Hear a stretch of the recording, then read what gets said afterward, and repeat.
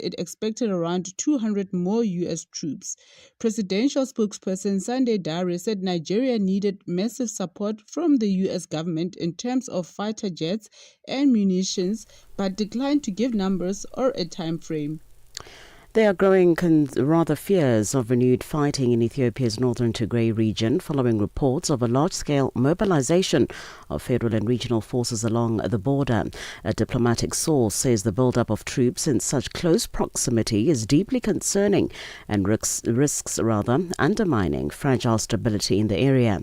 The BBC's Richard Cargo reports. The situation along Ethiopia's northern Tigray border remains tense following recent clashes between federal troops and regional forces near the Amhara border in late January. Tigrayan officials are demanding the return of people displaced by the war, as well as the handover of territory seized during the conflict. Although a 2022 peace agreement formally ended the two-year war, key provisions were never fully implemented. Both sides are now being urged to return to dialogue to avert the risk of renewed fighting. Ethiopia, which fought alongside Eritrea in a war that killed more than 500,000 people, now accuses Asmara of backing rebels. A new UN report warns that criminal trafficking networks in Libya with links to government officials and groups abroad are rounding up and abducting migrants across the country. The UN Human Rights Office says investigators have uncovered evidence of systematic abuses, including killings and torture. It is calling for an end to the interception and forced return of migrant boats at sea. South Africa's acting police minister, Professor Firoz Kachalia, has told the National Assembly that soldiers will also be deployed to parts of the Eastern Cape province, along with the Western Cape and Gauteng. Kachalia says the deployment will happen in the next few days. Kachalia was taking part in the debate of the State of the Nation address. President Cyril Ramaphosa announced during the SONA that soldiers will be deployed in the Western Cape and Gauteng provinces to assist in fighting gang violence. Kachalia elaborates. I confirm that the National Commissioner of the South African Police Service and the Chief of our Army met yesterday to finalize the deployment plan, which will begin in the next 10 days. And by the direction of the President, I can confirm that the deployment will include the Eastern Cape. South Africa's President Cyril Ramaphosa has sent a message of condolence to Reverend Dr. Jesse Jackson's family on his passing in Chicago in the U.S. In a statement, the family says the 84-year-old civil rights leader and the founder of the Rainbow Push Coalition died peacefully in his home. Jackson fought for the rights of the marginalized from his presidential campaigns in the 1980s, where he mobilized millions to register to vote. Presidential spokesperson Vincent Magwenya says Jackson also contributed to the attainment of freedom in South Africa. Reverend Jesse Jackson's irrepressible campaigns against apartheid and his support for the liberation struggle was a towering contribution to the global anti-apartheid cause. On behalf of all South Africans, President Ramaphosa extends his condolences to the Jackson family, the Rainbow Push Coalition, and the many organizations within the American civil rights movement. For any news stories you would like to share with us, please do send an email to newsroom@channelafrica.co.za or call us on +27 11 714 4459. For Channel Africa News, I'm Cholani Tulo Mwepe. SABC News. The African Perspective. In our sports headline, Australia out of the T20 World Cup as Zimbabwe qualify after the washout. And Tyson Fury will have no trainer for his comeback fight. I'll be back with these and other stories at the bottom of the hour. From Africa's broadcast capital to the furthest corners of the globe, this is Rise and Shine. Every weekday mornings on Channel Africa. It's 6:05 Central Time. A very good morning to you. Thank you for joining us on this, the first hour of Rise and Shine. We're streaming live on the internet. channelafrica.co.za is where you can find us, and also on your mobile phones. You can go to your app store and look for SABC Plus. That's SABC Plus, and then look for Rise and Shine and Channel Africa, and you'll have the whole continent on your fingertips. So, my name is Peter Ndoro, saying good morning, and top of the morning to you, Asanda, Beda. Good morning and welcome back. Good to have you back. Yeah. Did you like my Irish Happy accent Wednesday. I don't think I picked it up. Oh, is that bad? Oh, my goodness. As much as the Nelson Mandela impersonation, that one you can't miss. Yeah, the Irish people, they like to say top of the morning to you. Oh, yes. Yeah, yes, absolutely. There you go. All right. So, it's midweek as well. I think we're happy about that. Yeah, Happy indeed. New Day. That's always a good thing. And we're more than halfway through the month as well, actually. Right. Yeah, which means March is around the corner. My goodness, my birthday. Yo. You have plans yet? You're still going to think about it? No, I'm a very quiet person. I don't do much. Okay. Yeah. All right. After I turned 21, I stopped counting. So what's on the show? South Africa is joining the world, or has joined the world in mourning a towering figure of the global civil rights movement, Reverend Jesse Jackson. And this man was a man whose voice resonated far beyond America's African-American borders or communities, and he stood firmly with South Africa during the darkest times of our history in apartheid. He had quite a lot of things to say and stand for, and then we'll look at his legacy. So may his soul rest in peace, but let's be reminded of the amazing figure he was for not only the African-American community, but even the African community. I've got to say, I'm always grateful for the work that we do, because I got to meet him a few times, actually. Nice. And he has a presence. There's something about him. You feel it with people like Mandela and all of that, but he was a remarkable human being. But anyway, we'll be taking a look at him later. Good news in South Africa, or maybe not. So the statistics office says that unemployment is down to 31.4%. That's the official story. However, the real story is that a lot of people have just given up looking for work, and so they're not counted in that unemployment figure. And we'll get to the bottom of that. Asanda, I don't know if you know, but 1 million children turn 18 every year, which means 1 million kids are going out into potentially the workforce. Very few are getting into universities or tertiary education. So the question is, what's happening to the rest of them? Yeah, those statistics, SA figures are quite concerning. Yeah. 1 in 4 young people are either unemployed or they're not at school either. Yeah, I think it's worse than that. But anyway, we'll unpack that for you in this hour. Your morning companion with the stories that matter. This is Rise and Shine on Channel Africa.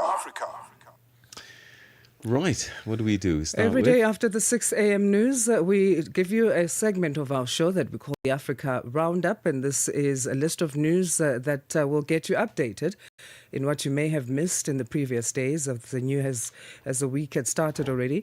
It also serves as a throw forward to what you can expect in the news space. It's a list compiled by our team of researchers, our reporters, and our editors to update you.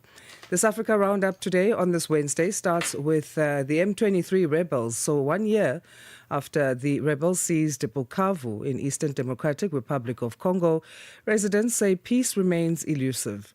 Insecurity persists, the economy is buckling, and state institutions are still struggling to regain authority. Market vendor Francine Basseme says commercial activity has suffered. We no longer receive as many customers as before. Those who bought in large quantities were those who took goods to Burega and other areas.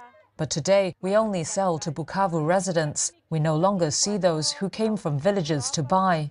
Rwandan-backed fighters staged a lightning advance early last year and took control of Bukavu, the capital of South Kivu province, in February 2025. They advanced south in December to briefly take Uvira on the border with Burundi, but withdrew a few days later under pressure from the US, which brokered a peace accord between Congo and Rwanda in June. In Bukavu, motorcycle driver Mutebe Shamanvu is calling for the government to reopen banks. We would even like to have a prison, because there is injustice. There is no bank, and we don't know how to behave anymore.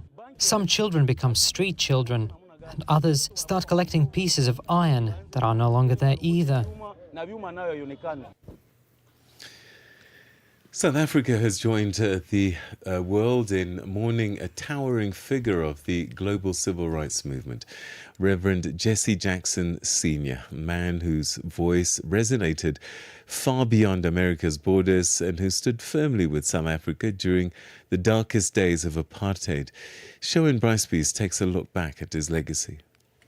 President Ramaphosa, as you well mentioned, said we are sad to bid farewell to a global moral authority who gave voice to the struggles within the United States, as well as the struggles for fundamental human rights and democracy around the world, including our own. Zoran Mamdani, the newly elected mayor of New York City, wrote this: "Today we mourn the passing of Reverend Jackson, a giant of the civil rights movement who never stopped demanding that America live up to its promise.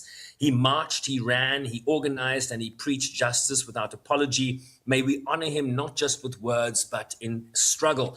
And then I mentioned Kamala Harris. Reverend Jackson was one of America's greatest patriots. He spent his life summoning all of us to fulfill the promise of America and building coalitions to make that promise real. The United Nations is raising alarm over what it calls systemic and widespread abuses against migrants, refugees and asylum seekers in Libya, including killings, torture, sexual violence and human trafficking. A new UN report paints a deeply troubling picture. Stefan Dujarric explains. The report finds that migrants are rounded up and abducted by criminal trafficking networks, often with ties to the Libyan authorities and criminal networks abroad. It describes how they are separated from their families, arrested, and transferred to detention facilities without due process, often at gunpoint in what amounts to arbitrary detention. In detention, migrants are routinely subjected to horrific violations and abuses, including slavery, torture, ill treatment, forced labor, forced prostitution, and other forms of sexual violence, as well as ransom, extortion, and the confiscation and resale of their belongings and identification documents. The report really makes for horrific reading. Madagascar is counting the cost of tropical cyclone Gezani. At least 52 people have died, hundreds injured, and several remain missing after the storm tore through the eastern port city of Twamazina. The United Nations says that the humanitarian needs are growing. Preliminary reports indicate that more than 470,000 people have been impacted by the cyclone, over 35,000 people displaced, including 3,200 people in 19 temporary sites. Combined with the impact of the previous cyclone Fitia, which made landfall at the end of January, the total number of people impacted by the two storms exceeds 680,000.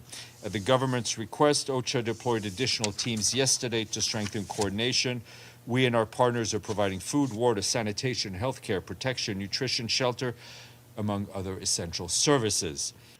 And in Kenya, and this one is a development from a story we touched on yesterday, now East Africa Rep with Dennis Beru. But today, aviation workers have agreed to return to duty after a strike brought operations at Nairobi's Jomo Kenyatta International Airport, one of Africa's busiest hubs, to a near standstill. Thousands of passengers were affected, some stranded for more than 20 hours. Flights are now expected to resume gradually. Here's David Doyle with more. We were to take off at 5:30, but we didn't. Theresa Kamau is supposed to be in the UK's capital, London, for work. Instead, she's among passengers stranded at Kenya's main airport on Tuesday as a strike by air traffic controllers entered a second day. So we've been here since yesterday. Yeah. The Kenyan Aviation Workers Union launched the strike on Monday. That's despite a court order saying it should not go ahead. The union's grievances against the Kenyan Civil Aviation Authority include its failure to conclude a collective bargaining agreement. The Aviation Authority has said it wants to resolve the dispute amicably. That's how we come to the end of today's Africa Roundup, hoping that you are caught up as far as you need to be in terms of news happening in and around our continent. However, we'll zoom into the West African region of our continent, looking at some stories there with the regular commentator or analyst who joins us on that one on the front on Wednesdays, and that's Dr. David Matsanga. So he'll be in conversation with our colleague Peter Ndoro. Stay tuned.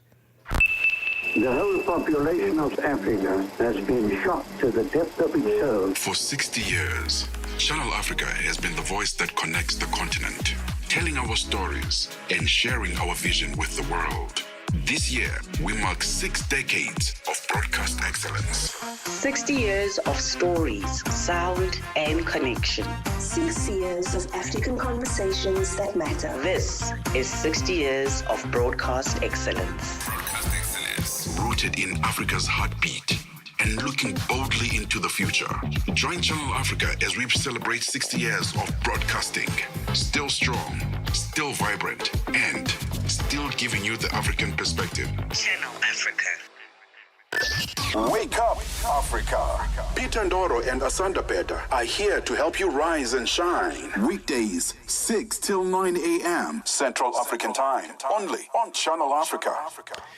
Yes, indeed, it's time for us to take a look at what's been happening in West Africa, a part of the continent that's navigating major political and economic shifts, from renewed talks around a regional single currency to growing security cooperation with the United States, constitutional debates in Ghana, and fresh tensions across the Sahel. Well, to unpack all of this and what it means to the region and for Africa more broadly, we're now joined by Dr. David Matsanga, who's a political scientist and international relations expert and one of our favorite commentators on the program. A very good morning to you and welcome, Dr. Matsanga. Good morning to you, Ndoro. Good morning to you, Africa. Good morning to you, the globe, watching me and listening to me. Thank you for inviting me again on Wednesday. Thanks God. So, the Central Bank of Nigeria has signaled a renewed push for a West African single currency following talks with ECOWAS on regional monetary integration. What's your take on that? I will be quick on that one. You know, that's my favorite country that at times it does some things that are out of the know in this world. How do you create a central bank in Nigeria when you have not eradicated the corruption? The corruption on Africa is bred, is grown, it is based in that country. So it's a good step forward, Peter. Let me be optimistic this morning. But how will it work? Will it work? I don't think it will work. If it works, it's a very good one for that region.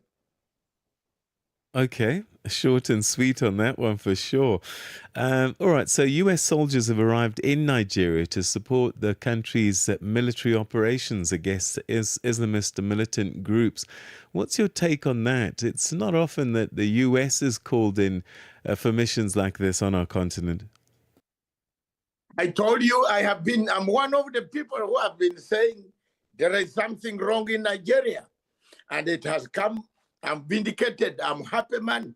But not completely happy because I have warned my friends of Sahel region. I've warned the leaders. The 3 of them have already made telephone contacts. And I was there over the week and I visited Bamako. I've warned my friend, please. They have placed these soldiers closer to Niger border in Madiguri. Be careful. Some of them, 200 even, they could end up in Niamey. But all in all, this is a good sign. That's what Matsanga has been saying. There is a nucleus of Boko Haram terrorists around that region, which is spreading, which kidnaps people, kidnaps children. As I've told you, Peter, before, Nigeria is a country without a country, a state without a state in political sense. If they can restore sanity, we thanks God. Otherwise, that area is gone. They come and kidnap Christians. They kill Christians, burn churches, take our children, take all the younger girls. They have been married, 12, 9, 10, married to terrorists. It is a sad thing in that corner of Nigeria. Therefore, it's a good step forward, but the Sahara region must watch. France could be using a back door to overthrow some of the people and restore people they want across in the Sahara region. You're saying that France could be using a back door. Let's assume that this is an American initiative 100%. What's in it for them? Because Donald Trump is very transactional in his approach to things. Why Nigeria? Why now?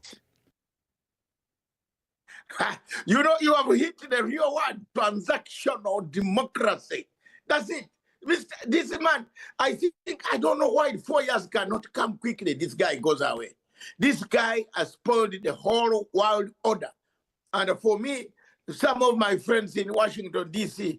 are embarrassed because at times when I confront them with questions, Peter, there are 2 or 3 people, they are great friends working with Trump. I said, do you really work with this guy? What is this guy? Is he all right? You know, he has destroyed the whole multilateralism in the world. Anybody, student, any teacher, any lecturer like me who has taught international relations, I feel ashamed to talk about the word Trump. I think I just want to pray to Jesus Christ that these 4 years end faster and that the guy goes out and Americans vote a new person. He doesn't know what he does. He doesn't have a person who gives him advice. Look at Congo. I told them everything about Congo. They never listened. And I've asked one of my friends inside there, I said, Matanga is laughing about Congo. You are turning on Kagame, harassing him.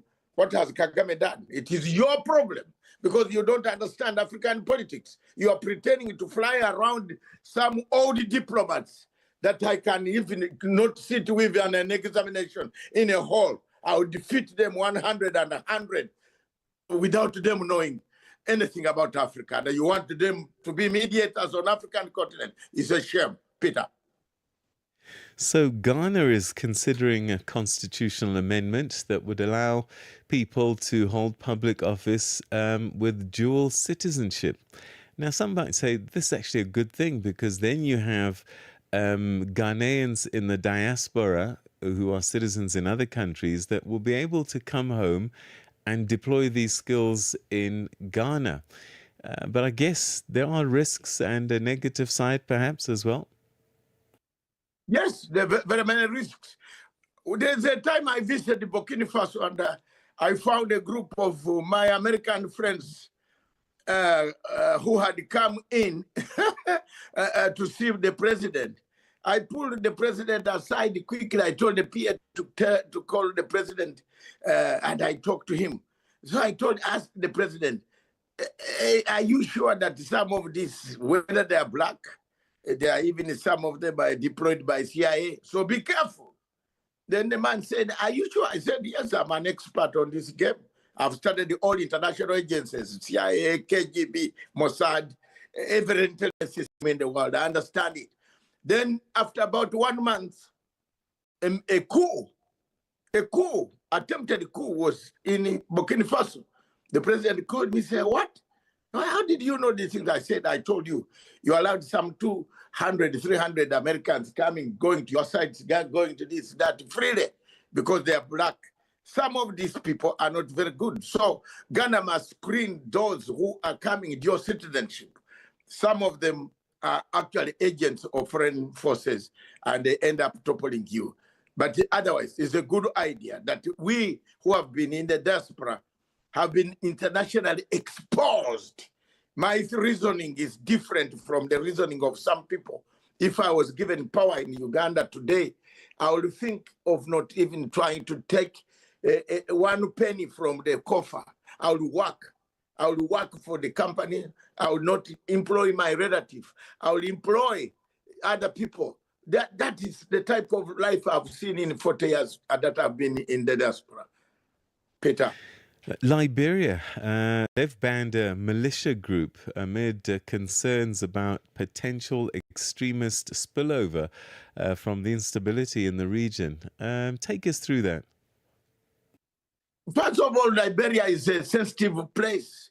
You know, we have one warlord still serving 54 years in Belmarsh prison in London, where I live about 20 kilometers away from my home. Let me tell you, frankly, it is not very good at all. But as you know, Liberia almost became like Haiti. You see how Americans shout too loud, running around the world. But they cannot solve the problem of Haiti, which is closer to them. Because Haiti is a transit point for the Americans' drugs, which Mr. Trump knows. Why do they waste our time? And they come to Africa, they are harassing us. But there's Haiti very near there. We have to send in Kenyan troops to go and help them. Liberia is similar, because you remember this was a territory of the free slaves. The behavior of the people there is different from the behavior of the rest of Africans. And when they form gangs, their gangs are very extreme. I've been to Liberia. I used to report with Sky News as a consultant during the war. I understand their geopolitical situation in that region. So such elements could actually spill over and create another insurgency in Sierra Leone and other neighboring countries. So it is good the government has cracked on them.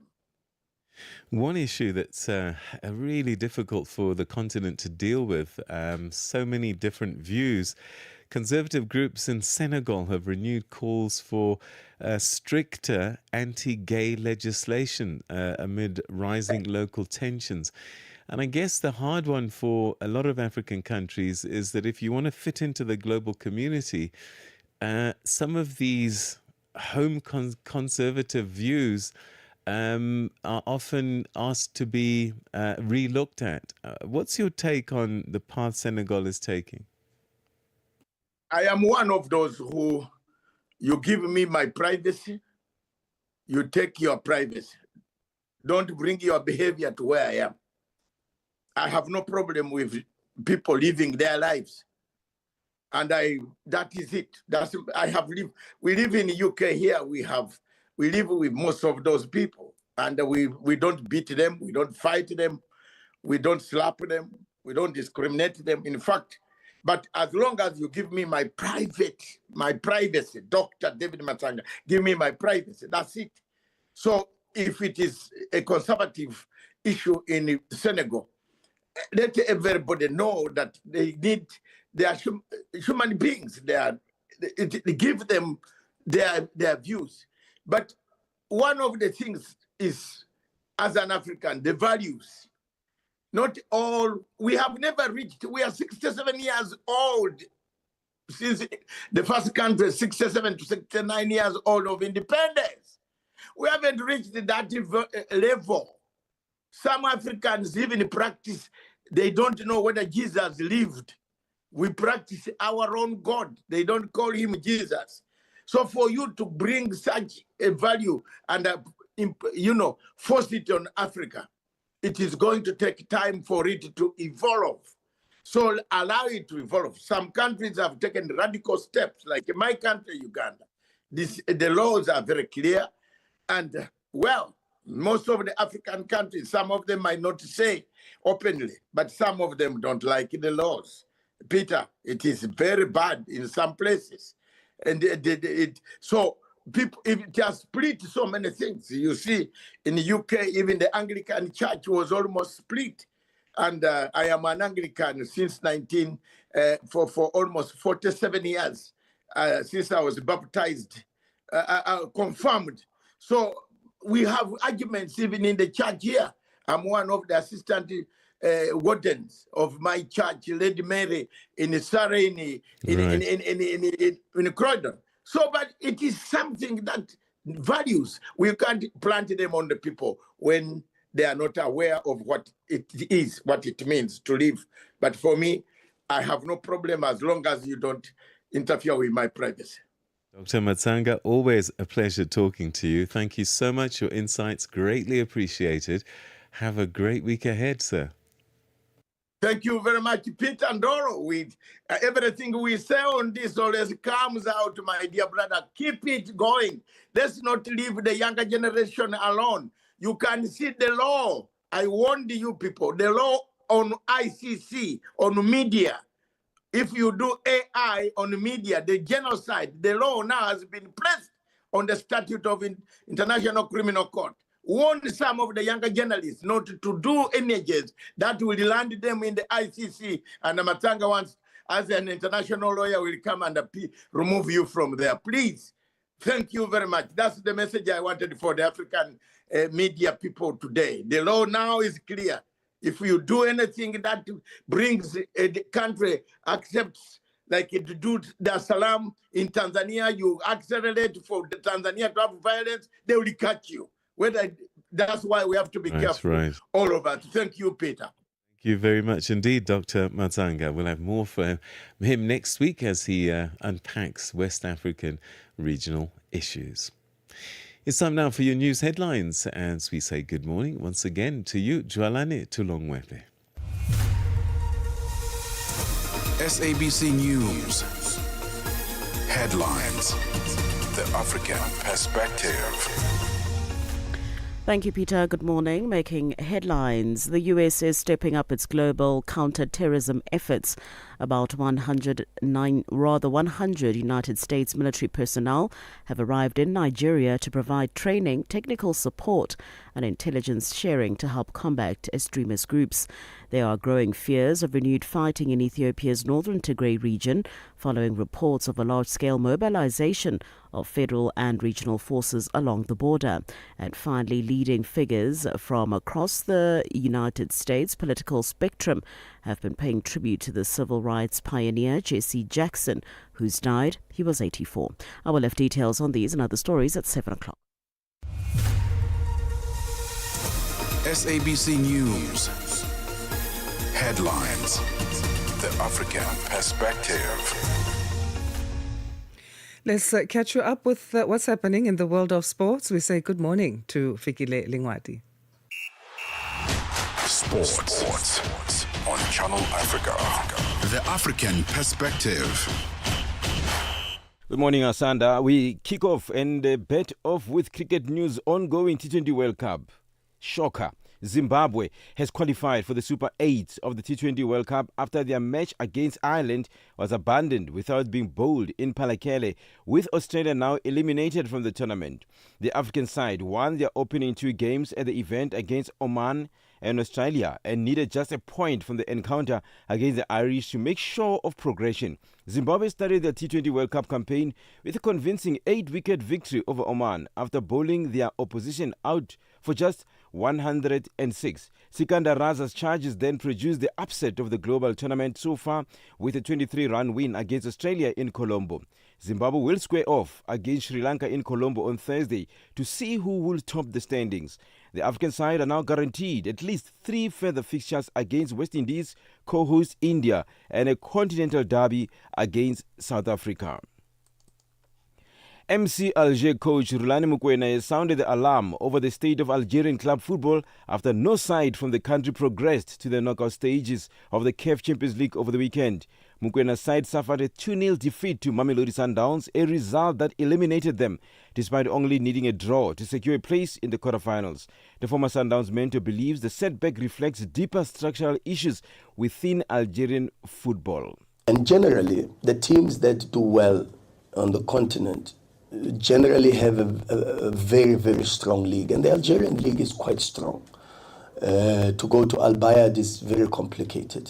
There's a lot of physicality. There's some very, very good players with very good backgrounds of having played. Al Bahour, for an example, and Constantine is a player that can play in Europe at any level. There's some players at MC Oran, you see the level of some of those players is incredible. Any sports stories you'd like to share with us, please send an email to newsroom@channelafrica.co.za or call us on +2711 714 4459. This is Channel Africa Sport with me, Fikile Lingwati. Sports on Channel Africa. The African Perspective. 6:35 Central African time, and still to come on the program, we will be taking a look at the business news. But today, I would like to say to the people in the Gambia, Happy Independence Day. Yes, it is Gambia's Independence Day. They got their independence from British colonial rule as a constitutional monarchy with the Commonwealth. Sir Dawadra Jawara became the nation's first prime minister, and exactly 5 years later, in 1970, the country became a republic. And today, February the 18th, is celebrated annually as Gambia's National Day. So, Asanda, let's wish the people of Gambia all the best on their special day today. Go on, wish them well. You already did. You represent both of us. Yeah. Happy Independence Day. There you go. Business news is next. 60 years of Channel Africa. Your trusted voice. Your African perspective. Into the future. So let's take a look now at what's on the business front and who's doing the business news today. Nosipo Zuma, good morning. Business news on Channel Africa. The African perspective. Good morning, team. In your business news this hour, a strike by Kenyan airport workers has been called off after the Kenya Aviation Workers Union, KAU, reached an agreement with the Transport Ministry. Now, this is according to a report by the National Media Group. The KAU union went on strike on Monday in a labor dispute with the Kenyan Civil Aviation Authority, causing major disruptions at Nairobi's Jomo Kenyatta International Airport, one of Africa's busiest air transport hubs. Parliamentary coordinator at the Congress of South African Trade Union, COSATU, Matthew Parks, says while a marginal drop in the rate of unemployment is welcomed news, the overall unemployment situation in the country is not a cause for celebration.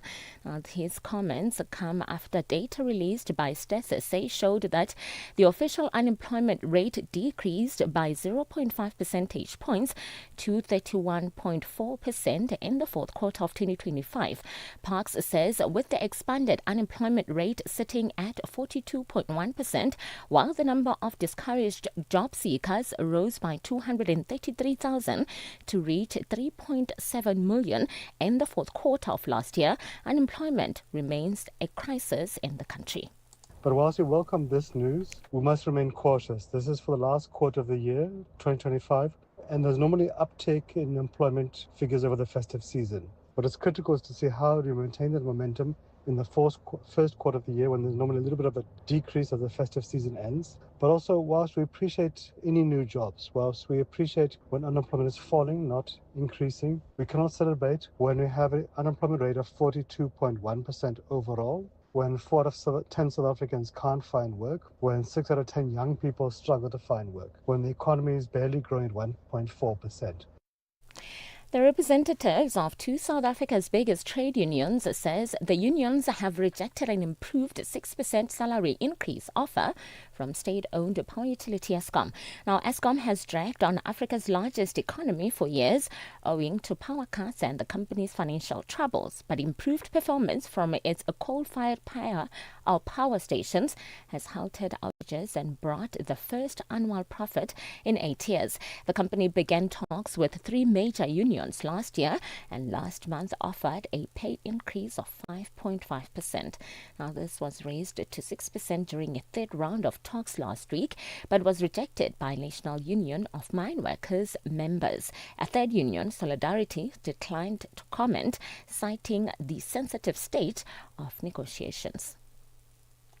Liquor traders in South Africa's Northwest Province have handed over their memorandum of demands to the Department of Economic Development and Tourism, MEC Beda Linkopane. They are upset over the substantial increase in the annual renewal of the liquor license fees. They cited a lack of consultation as a cause for concern, saying these changes negatively affect their businesses. Pumla Akhasi, a liquor trader representative, says they were forced to take to the streets after several attempts to engage with the department failed. We have written several petitions. We have written several letters. We have visited the offices of the MEC. We even went to the extent of trying to engage the Premier of the Northwest. We also handed him our concerns, and absolutely up to now, there isn't anything that is happening.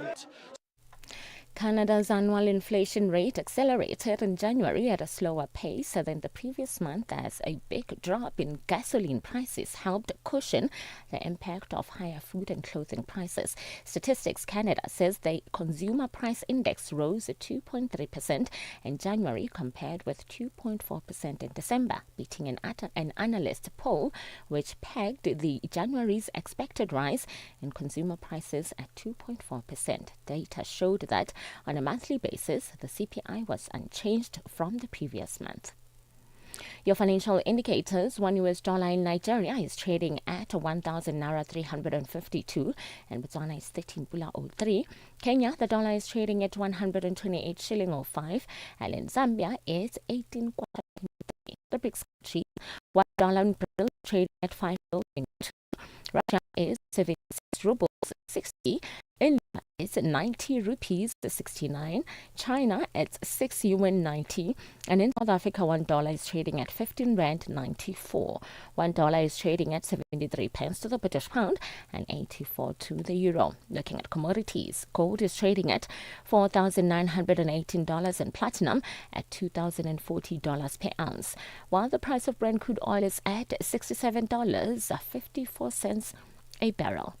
Now, for any stories you would like to share with us, please send an email to newsroom@channelafrica.co.za or call us on +27 11 714 4459. For Channel Africa Business, I'm Nusi Pozona. Business News on Channel Africa. The African Perspective. New day, new stories. Start your morning right with Rise and Shine on Channel Africa. South Africa's official unemployment rate has declined slightly to 31.4% in the fourth quarter of 2025. According to the quarterly Labour Force Survey, the number of employed persons increased by 44,000 to reach 17.1 million, while the number of unemployed people fell by 172,000 to 7.8 million compared to the previous quarter. As a result, the labour force shrank by 128,000, contributing to a 0.5 percentage point drop in the unemployment rate. In this package, Channel Africa's economics reporter Innocent Samusa took to the streets to hear directly from citizens about how this reality is impacting their daily lives. South Africa's jobless rate eases to 5-year low as formal jobs rise, but youth remain under pressure. Briefing the media, Statistician General Risenga Maluleke said the data reflect gradual but uneven progress. So indeed, one thing that we are seeing as a nation is that we are making recoveries on the job markets. We are seeing people getting into the job market, while those that are unemployed continue to decline, leading to the decline in the unemployment rate headline. Meanwhile, Stats SA's quarterly labour force survey director Dihlulelo Poshoko says the largest decline in employment were recorded in the trade sector. Informal trade was the main contributor to the decrease in industry employment. Provinces that observed increases in employment were Western Cape with 93,000, Mpumalanga with 37,000, Northwest with 36,000, and Northern Cape with 17,000. I took to the streets to ask young people whether they believe government is doing enough to tackle unemployment or if more urgent interventions are needed. Here's what they had to say. Well, I don't think the government is doing anything, rather, because the president spoke a few days ago, or last week rather, in the State of the Nation address, where he did mention something about the government going to create some job opportunities, and which will have millions of youth getting jobs. But I don't think that's going to happen, because we've been hearing the same thing every single year, and quite frankly, nothing is being done. So I don't think the government is really taking heart at this problem that we're having in this country. So no, I think the government is just doing little to nothing. Honestly, the 31.4% is not just a stat for me, it's the faces I see every single day in my own family and in the community.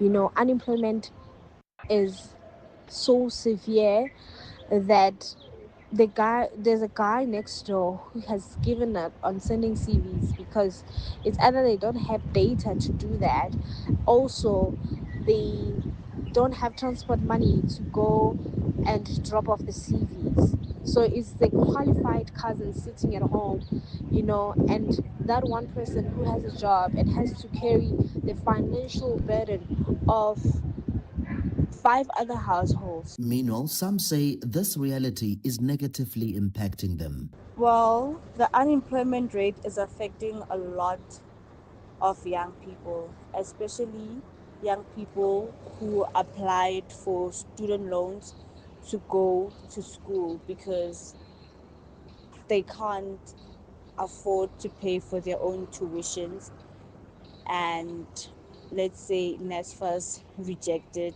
their applications, so they are left with no choice but to apply for a student loan. They graduate with the hopes of getting a job after graduation, but they don't. For Channel Africa News, I'm Innocent Samosa in Johannesburg, South Africa. American civil rights leader and global anti-racism campaigner Reverend Jesse Jackson has died at the age of 84. A close ally of Dr. Martin Luther King Jr., he was the founder of the Rainbow Push Coalition. Jackson spent more than 6 decades fighting racial and economic injustice. Beyond the United States, he was a vocal supporter of Africa's liberation movements, campaigning for sanctions against apartheid South Africa, engaging African leaders across the continent, and advocating for debt relief, fair trade, and political inclusion for developing nations. His activism helped to connect the U.S. civil rights struggle with Africa's broader fight for freedom and dignity. Butlale Pele reflects on the life and legacy of Reverend Jesse Jackson. Reached far beyond America. In the late 1970s and throughout the 80s, he became a powerful international ally for the anti-apartheid movement in South Africa. He traveled the country during the height of apartheid, condemning the regime and rallying global attention to the struggle. The American activist pushed U.S. institutions to divest from companies doing business in apartheid South Africa, applied political pressure in Washington, and argued fiercely against policies that gave Pretoria cover. His advocacy helped strengthen international sanctions at a critical moment. I would not be surprised if Colin Powell still did not come, because if he does not come, it isolates America, but it discredits his leadership in ways that are so shameful. It puts him in a terrible historical bind. That the first African-American Secretary of State cannot address racism and what he agrees with and disagrees with here. It limits his moral authority in the world. After former President Nelson Mandela's release from prison in February 1990, Jackson met him and continued to champion South Africa's transition, warning that political freedom must be followed by economic justice. In democratic South Africa, he remained an influential voice, calling out continued inequality and urging leaders to uplift rural and marginalized communities. For his lifelong solidarity, South Africa awarded him the Order of the Champions of O.R. Tambo in silver, one of the country's highest honors for foreign nationals. Thank you. We now ask the Reverend Jesse Jackson to come forward. To the Tambo family, Sister Adelaide, we love you very much. We're with you. To Brother Nelson Mandela and the ANC family, dignitaries around the world. I'm here today as a part of a distinguished delegation from the United States, led by the Honorable Donna Shalala, for whom you will hear. In that delegation are great freedom fighters. And also, as we continue our struggle, he achieved what he fought for, and that was freedom. Today we have political freedom. The badges of race humiliation are behind us. The right to vote has been achieved. Now we must democratize our economy. In recent years, he scaled down on public appearances due to his ill health. Reverend Jackson was diagnosed with progressive supranuclear palsy in April last year and was hospitalized due to the disease in November. He was put on life support shortly after he was admitted to hospital on the 13th of November. He's survived by his wife Jacqueline, 6 children and grandchildren from the American South to South Africa and the global stage. Reverend Jesse Jackson spent more than 6 decades confronting injustice wherever he found it. A preacher, an organizer, a negotiator, and a bridge between movements fighting for freedom. I'm Bakali Pele, SABC News. We'll go to South Africa's official unemployment rates and looking at Statistics South Africa's latest quarterly labour force survey in just a bit. Across Africa, communities rise with the promise of clean water and clean sanitation. The African Union's 2026 theme calls us to action. It's about mobilizing real commitments, securing climate-resilient water and sanitation projects, and ensuring that water becomes a driver of sustainable development and prosperity across the continent. A landmark moment, not only for Africa, but for the global movement for access to safe water for all. Assuring sustainable water availability for every home, every village, every nation. This is the Africa we want. Channel Africa, the African perspective. Wake up, Africa. Peter Ndoro and Asanda Beda are here to help you rise and shine. Weekdays, 6 till 9 a.m. Central African Time. Only on Channel Africa. South Africa's official unemployment rate edged down slightly to 31.4% in the fourth quarter of 2025, according to Statistics South Africa's latest quarterly labour force survey. But behind the headline numbers, the labour market tells a more troubling story. Rising numbers of discouraged job seekers, stagnant employment growth, and nearly half of the workforce underutilized. For insight into these figures, we speak to Gideon Joubert, spokesperson for Free SA, the Foundation for Rights of Expression and Equality. Thank you for joining us, Gideon. Good morning. Good morning, and thank you. It's a very important topic, I think, that we need to unpack here this morning. Absolutely, and it's our pleasure. So the quarterly labour force survey shows a slight drop in the official unemployment rate. Why does Free SA argue that this doesn't represent meaningful progress? So there's a few reasons for it. The first one is that the overall change is about 0.5%. Now that the decimal 0.5% does a lot of heavy lifting in the take that we've had an improvement in unemployment rate. It represents a seasonal fluctuation of about an increase in employment estimated about 44,000. But if you look at it across a year, it's fewer than 21,000 additional jobs that were created. And that's in a labor, or rather an employment pool of over 17 million people. So that is statistically insignificant and marginal at best.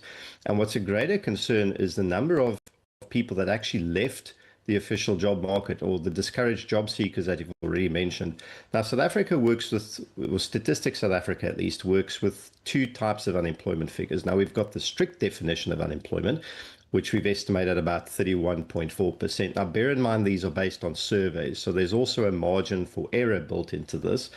And typically, if any fluctuation or change is less than 2.5%, we might be looking at purely a margin of error built into the survey that's leading to this improvement. That's the first thing. The second one is the other definition of unemployment we work with is the expanded definition of unemployment. And this includes people that have become so discouraged that they have not been able to find formal employment, that they actually stop looking altogether, that they have not actually applied for a job in the 3 months preceding the survey. And that's sitting well over 40% and probably closer, moving steadily on to 50%. And that's, I think, a more accurate reflection of the state of the economy. So what does that then tell us about the health of South Africa's labour market, the discouraged job seekers? It's an alarming picture because it's been sustainably high for many years now, in the sense that there's been no meaningful improvement on it. And in fact, that the situation has worsened. The other thing that we can tell from this is that the new employment opportunities that have been created are not keeping pace with population growth at all. And this is leading to a situation of almost crisis levels pertaining to youth unemployment and people between the ages of 15 and 24 that are not in education, they're not in employment, they're not in training. And that has potential long-term, very negative structural consequences for the country. It also means that the unemployment problem we have is structural. It's not a seasonal fluctuation. It's not something that's temporary. It's baked into the economy. And a very large part of that is government policy, over-regulation, over-taxation, all these sorts of things. So let's look at certain regions or provinces struggling more than others, and provincial data is showing that. So how should policymakers respond to these entrenched structural unemployment in places like the provinces of KwaZulu-Natal and the Eastern Cape? So the major problems that we're sitting with in KZN, for example, and I think some of the big drivers there is we've lost the refinery capacity that used to be, there used to be quite a big refinery in KZN. We're looking at potential job losses at the Hewlett's sugar firm or sugar factory. We're already sitting with smelters in Newcastle and elsewhere, and other industrial concerns that are possibly shuttering up because of economic issues. And it's the same with the Eastern Cape. The manufacturing sector there is in big trouble, especially around about Kaburga and Humansdorp. And if we have to look about, well, what can the government do? There's a few things that they can immediately do is deregulating small and medium enterprises. They can reform the overly restrictive labor legislation, because the inconvenient truth is the easier it becomes for firms to fire people, the easier and less risky it becomes for them to hire people. So there will be a drive, or rather an increased acceptance of employing people, because you're not taking as much of a risk in an already high risk sort of labor environment. Reducing tax burdens on job creators would be a massive one that also the state can do. And privatizing failing state enterprises and ensuring policy certainty. Policy uncertainty is probably one of the big things that is keeping foreign direct investment, which would be a big employment driver, out of SA. And we combine that with fixing the failing infrastructure. We need working road, we need working rail, we need working ports, and we need a working, or rather acceptable, safety and security situation in South Africa to encourage the creation of employment through economic activity. And that's the bottom line. No one goes out deliberately to create employment. Employment is created as a product of economic productivity. And we need the economy to work, and it needs to work for everybody. And that's the first step. Some argue that temporary public employment programs can provide some relief. Why does Free SA believe that the long-term solutions lie from the private sector instead? Typically because the state is very ill-placed in order to provide long-term employment solutions. And that sort of goes right into this, where the word temporary does a lot of the work. We want people to be meaningfully employed, where they can actually grow and acquire the necessary skills and knowledge in order to be competitive internationally, so that the country's economy can be competitive internationally. One of our major issues is we unearth a lot of raw material in South Africa. Much of that is exported as it is raw to places like China and elsewhere. the value adding doesn't happen here. We don't have the factories and the manufacturing facilities we used to have to take those raw materials and turn them into something more valuable. And a big part of that is the state is ill-placed to perform manufacturing tasks, and the state, in fact, should be less involved in the economy and get out of the way of the private sector, who will be definitely the most preferable and best employment creator between the two. Gideon, we'll leave it there for today. Thanks again for your valuable insights. As you say, a very important topic, so we appreciate your time again. It's a pleasure. Thank you so much. Gideon Joubert is a spokesperson for Free SA, responding to the latest quarterly labour force survey figures from Statistics SA.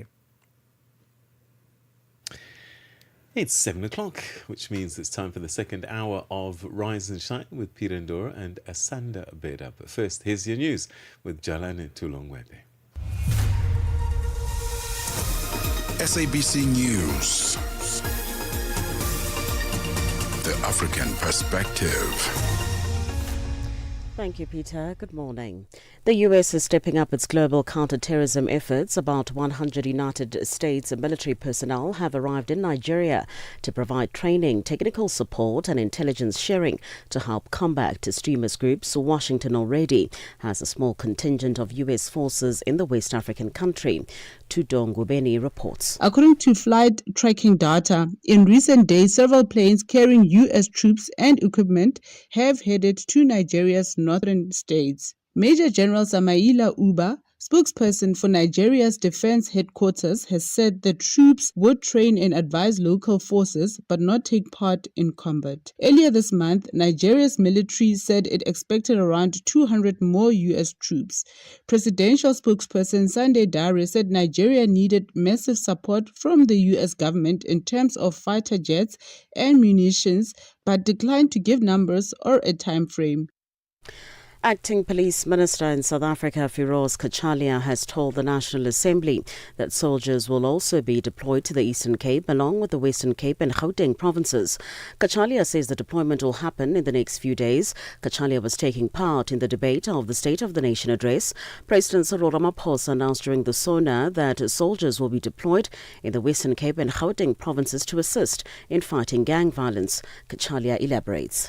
I confirm that the National Commissioner of the South African Police Service and the Chief of our Army met yesterday to finalize the deployment plan, which will begin in the next 10 days. And by the direction of the President, I can confirm that the deployment will include the Eastern Cape. Meanwhile, leader of South Africa's economic freedom fighters, Julius Malema, says the deployment of the soldiers to assist police in gang-ridden areas demonstrates that President Ramaphosa has failed to combat crime in the country. Malema was speaking during the debate on the President's State of the Nation address in Parliament. He delivered a harsh attack on Ramaphosa's performance as president. Under your term, crime is out of control and your deployment of the army is the last resort. You are admitting that you have failed to fight crime. The people of Gauteng have been terrorized for too long by the so-called Zamazamas, and on the deployment of the army, we have no choice but to support you because you have destroyed law enforcement capacity.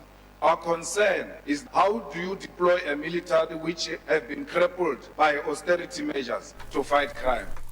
Details remain sketchy on the search for 5 workers at the Ekapa mine in Kimberley in South Africa's Northern Cape province. The workers were trapped after a mud rush incident in the early hours of yesterday.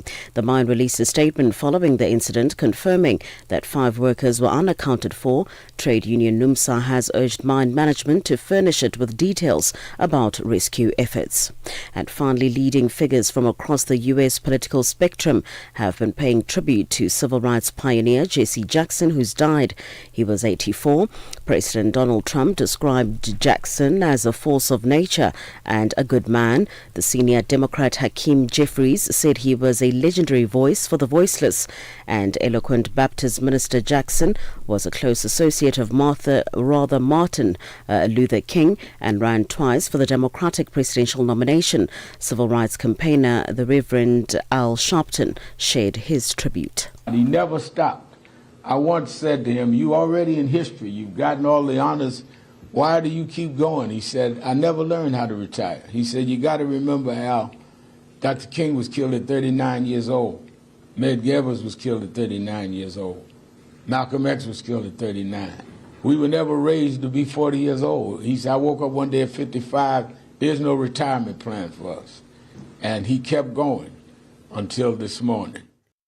For any news stories you would like to share with us, please do send an email to newsroom@channelafrica.co.za or call us on +27 11 714 4459. For Channel Africa News, I'm Cholani Tulo Wepe. SABC News. The African Perspective. In our sports headline, the Proteas have qualified for the T20 World Cup Super 8. Tyson Fury will have no trainer for the comeback fight. I'll be back with these and other stories at the bottom of the hour. Wherever the hour finds you, across the world, here's your morning African lens on the world's leading story. This is Shine on Channel Africa, the African Perspective. On Channel Africa, broadcasting via www.channelafrica.co.za. Also, you can connect with us on the SABC Plus app via mobile phone, and on DSTV Audio Bouquet, we are there, channel number 802. We also live stream on YouTube at Channel Africa 1 is the handle there. That same handle is where you can locate us on the various other social media platforms. We welcome your views and questions about our programming. And from the African perspective, we bring you news and current affairs. Good morning. If you've just joined us, it's now the second hour of Rise and Shine. My name is Asanda Beda, and I'm with Peter Ndoro. Yes, thanks so much indeed for joining us for this second hour. And we've got quite a lot that we need to get through in terms of stories. As a journalist, I'm always interested in what's happening to journalists around the world and the new kind of attacks that journalists are facing. And Amnesty International are going to be helping us unpack spyware that was used against an Angolan journalist and what that means in terms of new ways of attacking and prying into journalists and what effect that might have. I'll be unpacking that this half hour. And of course, we get more tributes that are pouring in following the death of civil rights leader and former Democratic presidential candidate Jesse Jackson, or Reverend Jesse Jackson, who has died at the age of 84. I think it takes us to the level of a man that he was seen to be, that not just a towering figure in civil rights in the U.S., but also an approachable and somebody who had the hearts of many. If you just take a look at social media and the amount of pictures that people are showing that they had with him. You've met him. I never met him, but it seems like a whole lot of people met him. So he was an approachable person whose heart was also with the people and his communities that he served. Yeah, so that will be what I'm looking at in a bit. Start your day right with Channel Africa Breakfast. That smells delicious. Live, 5 days a week. The safety and well-being of learners is a shared social responsibility. Parents and guardians play a critical role in ensuring safe, reliable, and lawful scholar transport. Parents are therefore urged to take responsibility for the following. Learners should be encouraged to report unsafe driving, overcrowding, or any dangerous practices both before and during the journey. Promoting safe boarding, respectful conduct, and responsible behavior during the journey is a collective duty that begins at home. By working together, parents, operators, and authorities can protect learners and build a culture of safety on our roads. Issued by the National Department of Transport. Got something to say? Are you passionate about issues that matter? Do you have a voice that deserves to be heard? Well, we've got the perfect platform for you. Call in or drop us a WhatsApp on +27 63 406 9126. And we will call you back so you could have your say and be part of the conversation. 30 years of age, I just turned 30 on the 15th of November. So that's who I am, you know. It's not just talk, it's your chance to air your views. Share your opinion. Engage with a community that values your perspective. Follow us on on our social media. Visit our website at www.channelafrica.co.za and get ready to share your views on Channel Africa, the African perspective. From Cape to Cairo, Dakar to Dar es Salaam, rise and shine with Peter Ndoro and Asanda Beda on Channel Africa. About 100 United States military personnel have arrived in Nigeria as Washington ramps up an operation to target Islamist insurgents. U.S. President Donald Trump has accused Nigeria of failing to protect Christians from Islamist militants in the northwest. Tuto Ngobeni has more.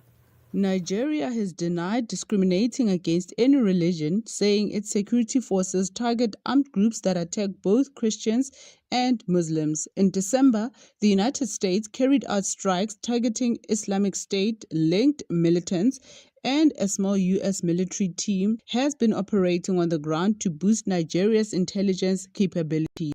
The U.S. military's Africa Command said the strike was carried out in Sokoto State in coordination with Nigerian authorities and killed multiple ISIS militants. According to flight tracking data, in recent days, several planes carrying U.S. troops and equipment have headed to Nigeria's northern states. Major General Samaila Uba, spokesperson for Nigeria's defense headquarters, has said the troops would train and advise local forces but not take part in combat. Earlier this month, Nigeria's military said it expected around 200 more U.S. troops. Presidential spokesperson Sunday Dare said Nigeria needed massive support from the U.S. government in terms of fighter jets and munitions, but declined to give numbers or a time frame. Nigeria's 240 million people are evenly split between Christians, mainly in the south, and Muslims, mainly in the north. The government has acknowledged serious security problems, including from Islamist fighters, but has denied that Christians face widespread or systematic persecution.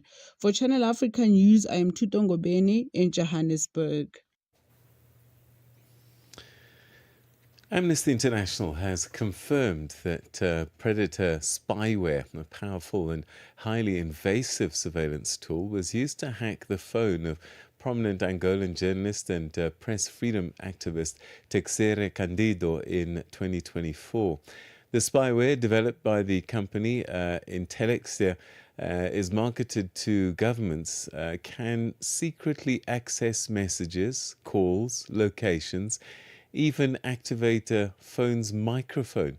This is the first forensic confirmation of predator being used in Angola, raising serious concern about press freedom, digital security, and the global trade in surveillance technology. Well, to unpack what investigators found and what this means for journalists across Africa, we're now joined by Mr. Kwenda, who is spokesperson at Amnesty International. Thank you so much indeed for joining us, and welcome to the program. Thank you, and good morning, Peter. All right, so tell us about what you found and why it's so concerning. So after a year-long investigation in which Amnesty International worked with Friends of Angola and Frontline Defenders, we were looking during the year into possibility of the use of spyware in Angola. It was one of the countries we had targeted because of the prevailing environment. And our forensic investigations discovered that Predator spyware, which is a product of Intelexia, a company that was founded in Israel, had been used to target Teixeira Candido, a prominent journalist and a media freedom activist in Angola. We discovered that in between April and June 2024, there was a period in which there was incessant attempts to hack into his phone, and we believe it was because of the work that he's doing in Angola as a journalist. At that time, he was the Secretary General of the Angola Journalism Union. On 4 May, we discovered that his phone was actually infected with predator spyware at about 16 past 4 local time in Angola. And that spyware. All right, it looks like we may have lost Stanley Kwenda, who's a strategic communications advisor at Amnesty International, about this story. And it is a story of concern because what we're seeing now is reputable, inverted commas, private companies that are developing spyware for governments that are bypassing security channels. So we're going beyond hackers now. This is actually people who makes it their life work to develop technology that governments can use and abuse against civilians. I think we might have Stanley back on the line. Stanley, thanks so much indeed. Good to have you back. For some of us who are not very well initiated, what can this spyware do once it infects your phone? What are they able to do that was hard before? So, Peter, this is a very invasive and pernicious piece of technology. What it does when it infects your phone, the virus literally takes over your phone, and it will have access to your contacts, it will have access to your photos, and it can also have access to the microphone on your phone. So what it means is it literally takes over your life. And in the case of Candido, he, in his own words, said that he felt that he was left naked because of the way he felt after being hacked by this virus. So it is that dangerous. And in other jurisdictions, we have done investigations, for example, in Greece, in Pakistan, as well as in where other organizations have done investigations in Egypt. We have seen that for journalism, it really means a lot more effect on the work that journalists can do. It leaves you paralyzed with fear, and it just doesn't affect you as an individual, but it does affect your sources, Peter. It affects all the other people who communicate with you, and by extension, it leaves you with no rights to privacy, freedom of expression, and in most cases, in other jurisdictions, it has also put paid to the journalism careers of some of the journalists because they couldn't continue after having been targeted. So it's a really, really crippling piece of technology, and that's why at Amnesty International we believe that it should be banned, and those who are behind it should be taken to task and account for the actions and the uses of their piece of technology. I mean, it's one thing, I guess, when hackers do what they do in the deep web, etc. It's another thing altogether when a whole company is set up, registered, and aids and abets in developing technology that are going to enable the violation of human rights. This is exactly why we believe the UN operating guidelines for businesses have to be enforced. And we would like to urge all states across the world to be able to really clamp down on the operations of these companies. We believe that trade in spyware have to be rigorously monitored. It has to. The spyware trade is proliferating in a wild manner all across the world, and this is exactly why we have these violations that are happening. So we believe some form of international accountability framework should be put in place in order for countries, organizations to be able to clamp down on this vice and protect the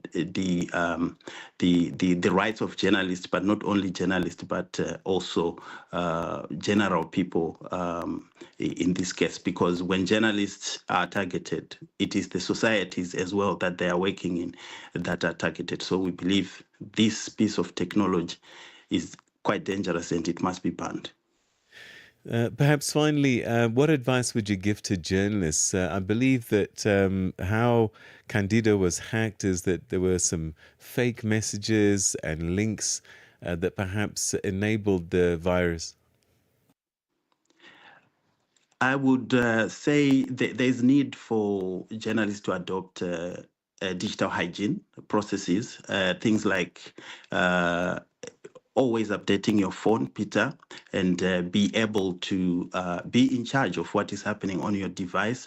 And whenever you notice something that you don't quite understand, there are organizations such as Amnesty International, Citizen Lab, that can be able to help you clean up your phone and really give you that digital hygiene that you need. There are also other simple steps that you can do, which are often given by manufacturers of this phone and service providers such as Apple, that you should always pay attention to. And in the case of Candido, we realized that the day that he was targeted, his phone was due for an update, and that update had not been effected. So it is very, very important to take seriously your stories, but more importantly, how you gather them and the devices that you use to gather them. That's perhaps one first step that you need to do as a journalist to make sure that you do your job safely and in a protected way.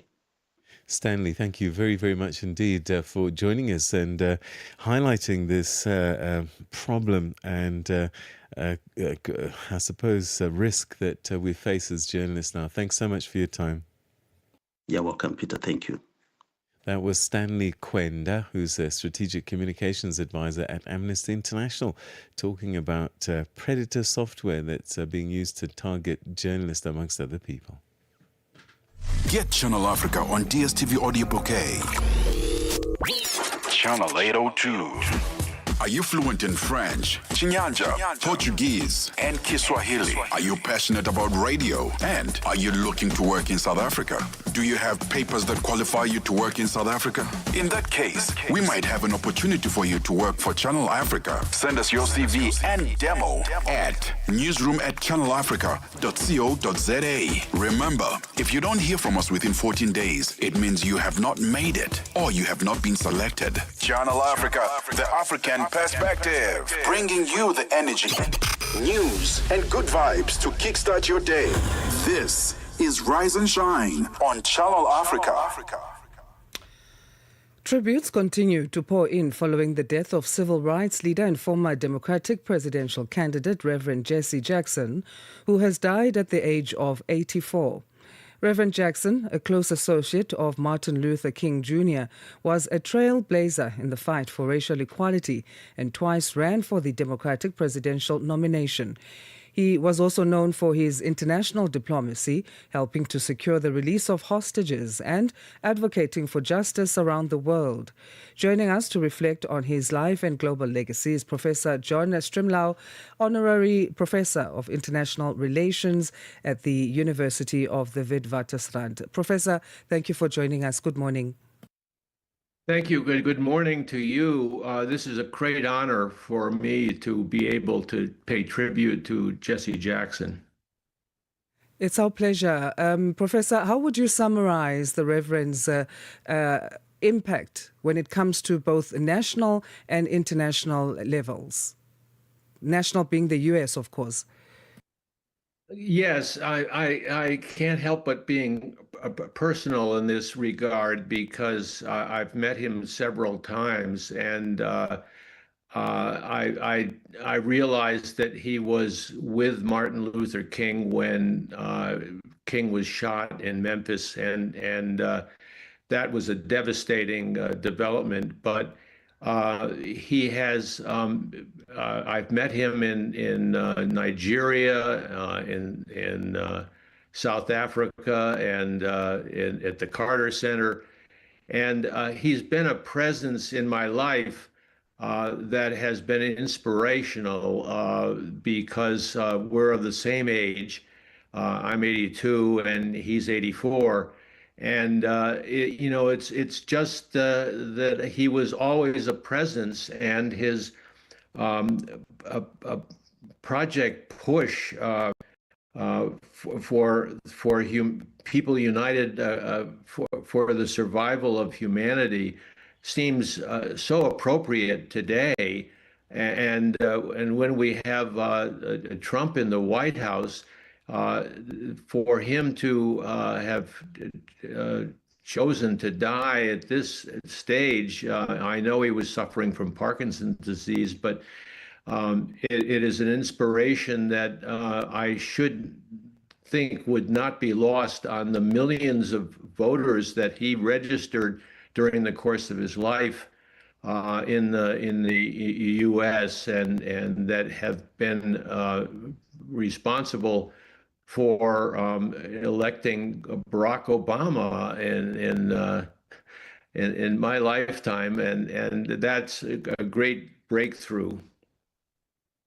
That devastating development you mentioned earlier, him being at the balcony where Martin Luther King was shot, do you think that had an influence on him then later becoming this advocate for justice around the world, and how deeply he was involved in global diplomacy? Well, yes, but he and he was inspired by Dr. King, as we all were. But he was down with in Memphis for pushing the Poor People's Campaign. I mean, the King started off in civil rights and for the voting of African Americans. And major achievement by the Johnson administration to get that sanctified and equalized, 100 years after the Civil War. And the King legacy was to have gone into poverty, and that was pushed by Reverend Jackson and throughout his life. And he was always pushing King to get the poor people's humanities recognized and satisfied electorally and in other ways, but also he was trying to get the basic survival kits, for the homeless and for the underemployed and unemployed and the poor people generally, who are, a sense of equality and survival for all. And in the American opulence, it's very different here, but it's still the equity issue is in diversity and inclusion are fine in South Africa, but the equity issue is really the troubling one. And I know that he cared a lot about that here, but also in the United States, which is a very unequal society. His involvement in advocating for African liberation movements, how significant would you describe his influence on Africa? Well, African can take care of themselves, but it was an inspiration, I think, for all of us to have him cheering us on. And I don't mean to say that I'm part of that struggle, but by any means. But it was an inspiration to us, and I speak, I hope, for civil rights leaders. He talked about the Rainbow Nation in 1984 in San Francisco, and in an eloquent. He was running for president, and he did not win. Mondale won the nomination, but his speech was absolutely breathtaking, and he coined the term Rainbow Nation for the United States. And I think Desmond Tutu picked up on that, but I'm not sure. I mean, I knew Tutu, and that was a high honor. But I also think that Jesse Jackson was ahead of his time. Professor, thank you so much for your reflections, and we're going to leave this conversation there for now. We appreciate your time again. Thank you. Professor John Stremlau is Honorary Professor of International Relations at the University of the Witwatersrand. That's based here in Johannesburg, South Africa. So he's been reflecting on the life and legacy of civil rights leader and former Democratic presidential candidate, Reverend Jesse Jackson, who has died at the age of 84. May his soul rest in peace. 7:30 Central African time it is. Let's get our news headlines. Here's Dwalane Tulo Ngwepe. SABC News. Headlines. The African Perspective. Thank you, Asanda. Good morning. Making headlines. The U.S. is stepping up its global counterterrorism efforts. About 100 United States military personnel have arrived in Nigeria to provide technical support and intelligence sharing to combat extremist groups. The family of ex-Zambian President Edgar Lungu, who died in South Africa last June, have dismissed allegations he was poisoned. And finally, faith and community leaders in Chicago have led a prayer vigil to honor U.S. civil rights activist, the Reverend Jesse Jackson. He died yesterday at the age of 84. I will have details on these and other stories at 8 o'clock. SABC News. Headlines. The African Perspective. It's time to find out what's happening in the world of sport. Lots of cricket being played at the moment, and good news for Zimbabwe. Figile Lingwadi. Sports on Channel Africa. The African Perspective. Indeed, Peter, after so many years of isolation, they came back so strong. But let me begin with this one. Proteas T20 specialist consultant Albie Mokel breathed a huge sigh of relief at the team's qualification into the Super 8 stage of the T20 World Cup, saying they came out of a very tricky Group D. Having started their campaign with a win against Canada, they were given a real scare by Afghanistan with 2 super overs needed to separate them before a comfortable victory against New Zealand in their third match.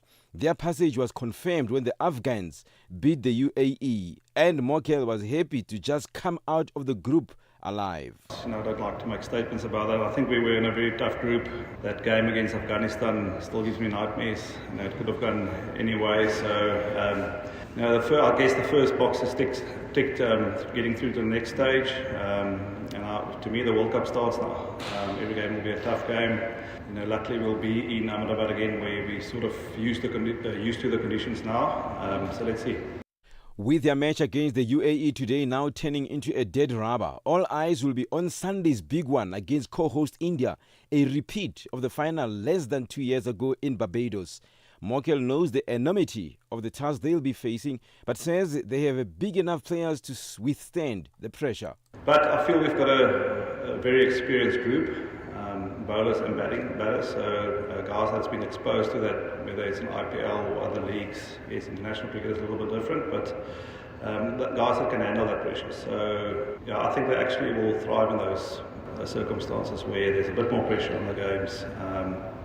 So not too worried. And Zimbabwe has qualified for the Super 8 of the T20 World Cup after their match against Ireland was abandoned without being bowled in Palakele, with Australia now eliminated from the tournament. The African side won their opening 2 games at the event against Oman and Australia and needed just a point from the encounter against the Irish to make sure of progression. Zimbabwe started their T20 World Cup campaign with a convincing 8-wicket victory over Oman after bowling their opposition out for just 106. Sikada Raza's charges then produced the upset of the global tournament so far with a 23-run win against Australia in Colombo. Zimbabwe will square off against Sri Lanka in Colombo on Thursday to see who will top the standings. And now, football news. Both the CAF Champions League and the CAF Confed Cup quarter-final draws have been conducted. Al Masry of Egypt takes on Chabab Belouizdad of Algeria. Olympic Saf Morocco versus Wydad Casablanca. And Otto Odoyo of Congo will take on Zamalek of Egypt. Maniama Union of DR Congo is up against USM Alger of Algeria. The team mentioned first place at home in the first leg on the 15th of March with a return leg on the 22nd of March. Let's end here. The Professional Fighters League has announced that Season 2 of the PFL Africa will officially kick off on the 10th of April live from the Sunbet Arena in Pretoria, South Africa. The event marks the promotion's return to the continent after a successful debut season. Season 2 will showcase rising African prospects alongside proven contenders from over 10 different nations across the continent. For any sports stories you'd like to share with us, please send an email to newsroom@channelafrica.co.za or call us on +2711 714 4459. This is Channel Africa Sport with me, Fikile Ngwati. Sports on Channel Africa. The African Perspective. Thanks, Fikile. We'll be back at the top of the hour with sports headline. But this story that we were talking about, you were actually having this conversation about predator spyware that was targeting a journalist in Angola, Teixeira Candido, and how it started with a young aspirant journalist contacting him saying, I'm interested in getting in this space. Yeah. How can you guide me as somebody who's been here? It's actually quite alarming when you think of how many people have asked you even, I'm sure, say, please can I come and shadow you and see what you do for work? And you see a young, vibrant, excited person that you want to help, or somebody who will ask for an email address to how do I, send my demo? And that's how it started with him. It's scary. No, it's pretty scary actually, and it's often those things that appear very innocent that are most problematic. One gets messages all the time on WhatsApp. Exactly. And you don't give it a second thought half the time because they know those things that...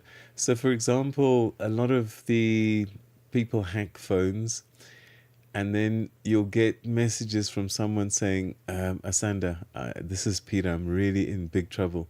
Please help me with X thousand rand. If you know that person well, then chances are you'll know the language isn't quite right. But often you want to help someone that you know that's in your phone. And so you'll help them not realizing actually that it's not them, somebody's stolen their phone. So for sure, we really have to be careful in terms of the things that we link to, what we respond to. And I got a mentorship request just the other day. I got a DM literally this week of somebody saying, I know things are changing at the SABC. How do I connect with management? And that's, we get that all the time. You never think of anything other than it being innocent and some graduate from a journalism school just trying to start off their career. That's the part that shocked me about that story. Stay with us. From Cape to Cairo, Dakar to Dar es Salaam, rise and shine with Peter Ndoro and Asanda Beda on Channel Africa.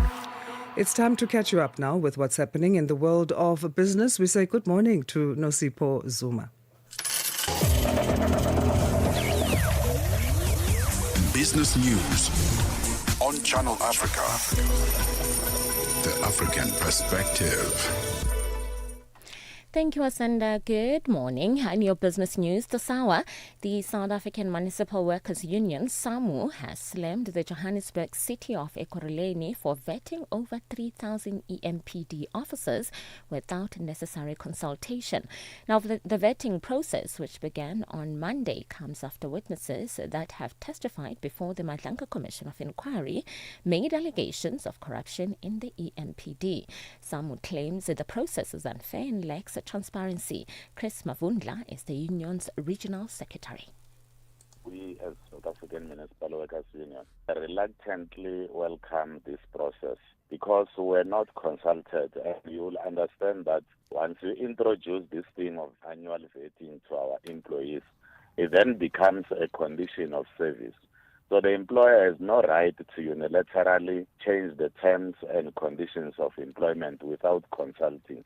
Anything that has got the potential to change the terms and conditions of employment must be the subject of consultation between the parties. The South African Municipal Workers Union, SAMU, says the city of Ekurhuleni should have vetted senior EMPD officers before the ones in lower ranks. SAMU's regional secretary, Chris Mavundla. We, as South African African Municipal Workers Union reluctantly welcome this process because we're not consulted, and you'll understand that once we introduce this thing of annual vetting to our employees, it then becomes a condition of service. So the employer has no right to unilaterally change the terms and conditions of employment without consulting. Anything that has got the potential to change the terms and conditions of employment must be the subject of consultation between the parties. The representatives of two of South Africa's biggest trade unions say the unions have rejected an improved 6% salary increase offer from state-owned power utility Eskom. Eskom has dragged on Africa's largest economy for years, owing to power cuts and the company's financial troubles, but improved performance from its coal-fired power stations has halted outages and brought the first annual profit in 8 years. The company began talks with three major unions last year and last month, offered a pay increase of 5.5%. This was raised to 6% during a third round of talks last week, but was rejected by national unions of mine workers members. A third union, Solidarity, declined to comment, citing the sensitive state of negotiations. The Republic of Congo says it will buy back about $354.3 million in principal amount of its 9.875% amortization notes due in 2032. Now, this is according to a notice on the London Stock Exchange. It gave the purchase price as $947.50 per $8,000 of the principal amount for in aggregate tender consideration of $346.0 million. The Central African country announced a tender offer for the notes last week, along with its intention to issue a new series of dollar-denominated notes. Oil prices have steadied in Asian trade today after falling about 2% in the previous session as investors assessed progress in U.S.-Iran talks but remained cautious about the prospects of a final deal that could ease supply concerns. Brent futures rose 23 US cents to $67.65 a barrel, while U.S. West Texas Intermediate crude was up 19 cents at $62.52. Both are around 2-week lows. Your financial indicators: one US dollar in Nigeria is trading at 1,000 naira 352, and Botswana is 13 pula 03. Kenya, the dollar is trading at 128 shilling 05, and in Zambia it's 18 kwacha 23. The BRICS countries: $1 in Brazil is trading at 5 roll 22. Russia is 76 rubles 60. India it's 90 rupees 69. China it's 6 yuan 90, and in South Africa $1 is trading at 15 rand 94. $1 is trading at 73 pence to the British pound and 84 to the euro. Looking at commodities, gold is trading at $4,918 and platinum at $2,040 per ounce, while the price of Brent crude oil is at $67.54 a barrel. Now, for any stories you would like to share with us, please send an email to newsroom@channelafrica.co.za or call us on +27 11 714 4459. For Channel Africa Business, I'm Nosipho Sona.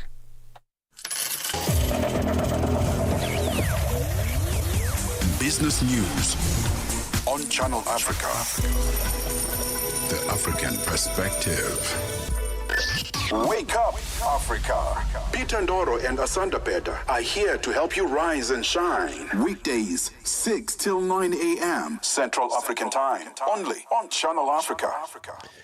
Now, one of South Africa's big banks, Nedbank, their CEO, Terence Sibiya, says that closer collaboration between public and private financiers is the key to accelerating infrastructure development and trade across the continent.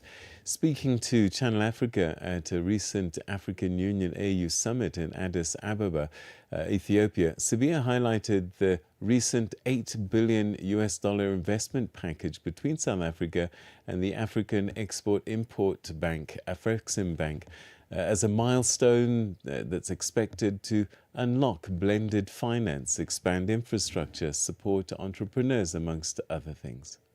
From a Nedbank perspective, what we've realized is that we need to expand and deploy our expertise to where it matters the most. In other words, the big bottleneck that we have is infrastructure development. And the infrastructure for water, for roads, for rail, ports, and aviation will be key to unlocking business opportunities, not just for South African companies, but also many, many African companies across the board, SMEs, medium-sized enterprises, and multilateral corporations. So for us, from a Nedbank point of view, we've made a conscious decision to invest on the continent, but also deploy our expertise to make sure that the infrastructure development happens and enable trade and the ability for people to move freely and trade freely across the continent. Great. So we saw also the Afrexim Bank coming into South Africa to invest just a week ago, where the president was signing that deal together with Trade and Investment Minister Tao. Nedbank was also mentioned as a major bank to be part and parcel of driving that particular investment. How do you welcome that opportunity that has arrived within the African Free Continental Trade Area? Very good question. A major unlock to funding good projects on the continent is what we now call blended finance. That means the private sector and the public sector putting together financial packages underpinned by your development finance institutions like your Afrexim to make sure that the funding packages are bankable. First of all, they are feasible, bankable, and sustainable. And so the coming together of Afrexim and as well as the Republic of South Africa, including its banks like Nedbank, was a milestone that has to be celebrated, because what we're unlocking is blended finance that's proven to be a key unlock to funding projects that will, in essence, unlock a lot of African potential. The other thing, in Africa, we're having some barriers of trade, Africans trading each other in terms of visa issues. We also have issues about infrastructure, the movement of goods. From the Nedbank perspective, how can we, together as a collective in Africa, really resolve these challenges timely and then implement, the core principles that underpin the economic growth in Africa, but also to ensure that our youth, Africa has a population of about 60% of youth, which is fresh and can be roped into labor and uplift their lives and their families as well, but also the continent broadly. How do you view these issues?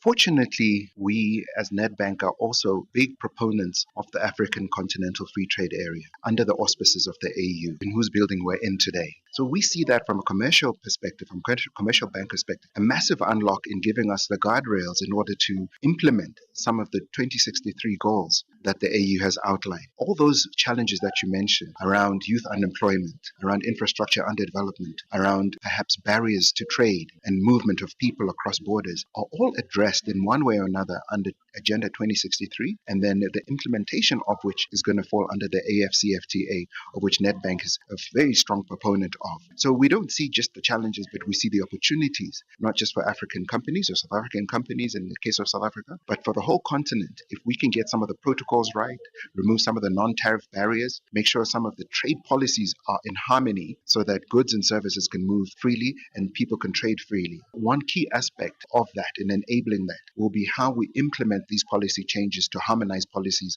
across the continent. And this is the gospel we are preaching here at the African Union during the summit this time around. That was the CEO of one of South Africa's big banks, Nedbank, Terence Sibia, speaking with Channel Africa reporter Michael Mbewe in Addis Ababa. South African tourism has brought together international travel advisors and media at Sun City in the northwest province of South Africa for the Mega Lekker Escape program, an initiative aimed at rebuilding global travel demand and restoring confidence in South Africa as a destination. The program comes as the tourism sector continues to recover from pandemic losses and works to address persistent safety perceptions and knowledge gaps in key source markets. Channel Africa's Lebogang Mabange is attending the event and filed this report. The Mega Lekker escape forms part of South African tourism strategy to reconnect with global travel trade partners by giving them first-hand experience of the country's destinations, culture and tourism offerings. The initiative brings hosted buyers, agents and media from key markets, including Australia and New Zealand, to explore multiple provinces before participating in networking sessions. South African Tourism says the program is intended to change perceptions and encourage participants to promote South Africa based on personal experience. Tandiwe Matibela is the acting Chief Marketing Officer and Global Manager for PR, Communications and Stakeholder Relations at SAT. For us, I think the impact of it is just to shift perception, if anything, but to also get people to actually go and advocate for South Africa from their own experience.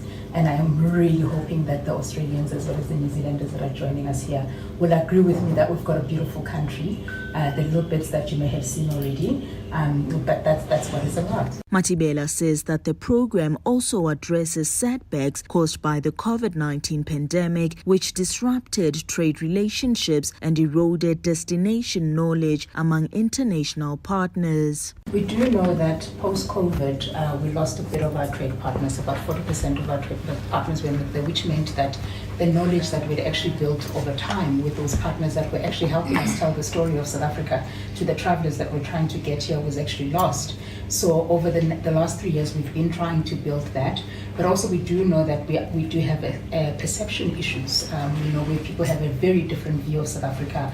And with the Mega Lekker, we know that once people get here, they have a different view and they take their own stories back home. And that's the important bit of it. Some hosted participants say experiencing the country firsthand is already challenging long-held perceptions.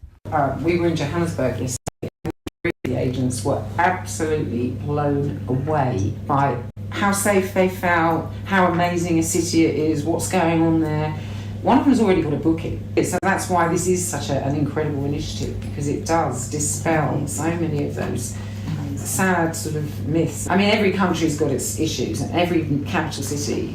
And I really don't think when you're in a group and you're on a tour, I do believe that's one of the reasons why Australians prefer to use a travel agent. Acting Country Manager and Marketing and Communications Manager for South African Tourism in Australia, Jana Schwartz, says that the initiative is already translating into tangible travel demand. So after the first Mega Lekker, 90% of agents converted flights to South Africa in the first year that they returned. And all the agents that we bring here, they're either 100% new or completely new to the areas that they're visiting on their famille. So they get the experience that's gone missing since COVID. The Mega Lekker has travelled to all of the provinces. This year we're covering 8, but the one that's not covered this year has been covered in the last 2 years.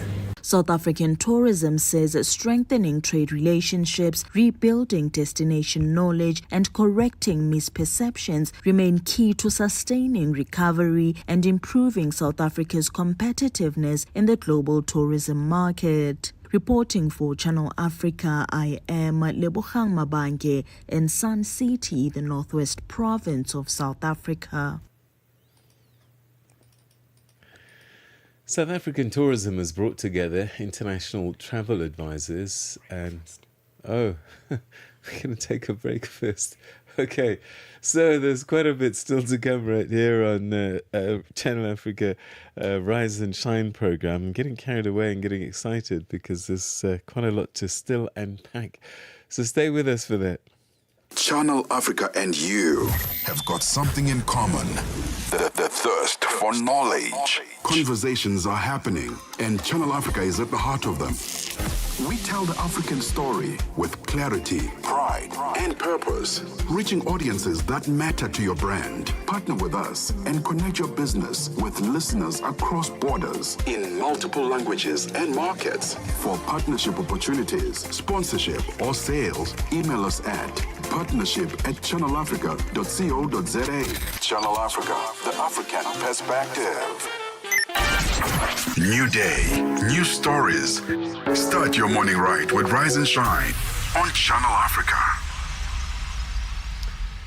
Kenya and Egypt are signalling a new phase in their diplomatic and economic relations. Kenya's Prime Cabinet Secretary and Foreign Affairs Minister Musalia Mudavadi has held high-level talks with Egypt's Foreign Minister Beda Abdelati. Now, this is aimed at strengthening trade, investment and coordinating on regional issues, including the Nile Basin cooperation and peace efforts across the continent. But I suppose the question is, what does this renewed engagement mean for Eastern North Africa and Africa's broader economic integration? Well, joining us now is Dr. Lydia Cheruto, who's a lecturer at Zitech University and Moranga's University of Technology in Kenya. Thank you very much indeed for joining us. Welcome to the program. Thank you for having me. I suppose in many respects this could be seen as quite significant, this latest meeting between Kenya and Egypt. Why does it matter, and particularly also beyond the two countries themselves? Okay, the Nile River framework is very important for Kenya's economic ties between Kenya and Egypt. And of course, we understand that this Nile framework encompasses many countries in Africa, including Burundi, you have DRC Congo, we have Egypt, Ethiopia, Kenya, Rwanda, South Sudan, Tanzania, and Uganda, because they share this common resource, which is the Nile River. So Kenya came together with Egypt to sign this particular framework because of a shared interest. And Kenya looks to cooperate more with Egypt in terms of industrial growth, whereby we expect Kenya's industrial capacity to be boosted, and also energy cooperation. So we look to actually get some energy cooperation in our collaborative energy sector with Egypt. So it is important for Kenya that we have a framework where we can both collaborate on how to use this common resource for the benefit of the two countries and, of course, for the benefit of the other member countries.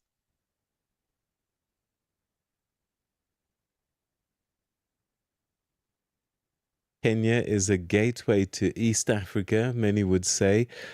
Strategically, what does each country stand to gain with closer ties with each other? Okay, Kenya is actually is actually going to benefit a lot from its collaboration with Egypt. As you understand that Egypt has done very well in the agricultural sector, and especially using the new methods of irrigation. And Kenya will want to actually foster its food security. And collaborating with Egypt will actually help us improve our food security in our region. And also in the energy sector, we are actually able to see that Egypt has actually be able to harness energy. And Kenya will actually benefit a lot from collaboration with Egypt so that we can be able to improve our energy sector. We also have trade and investment interest between Kenya and Egypt. And that will actually foster, that collaboration will actually foster trade and investment where we can be able to trade and actually bring in new investment between the two countries.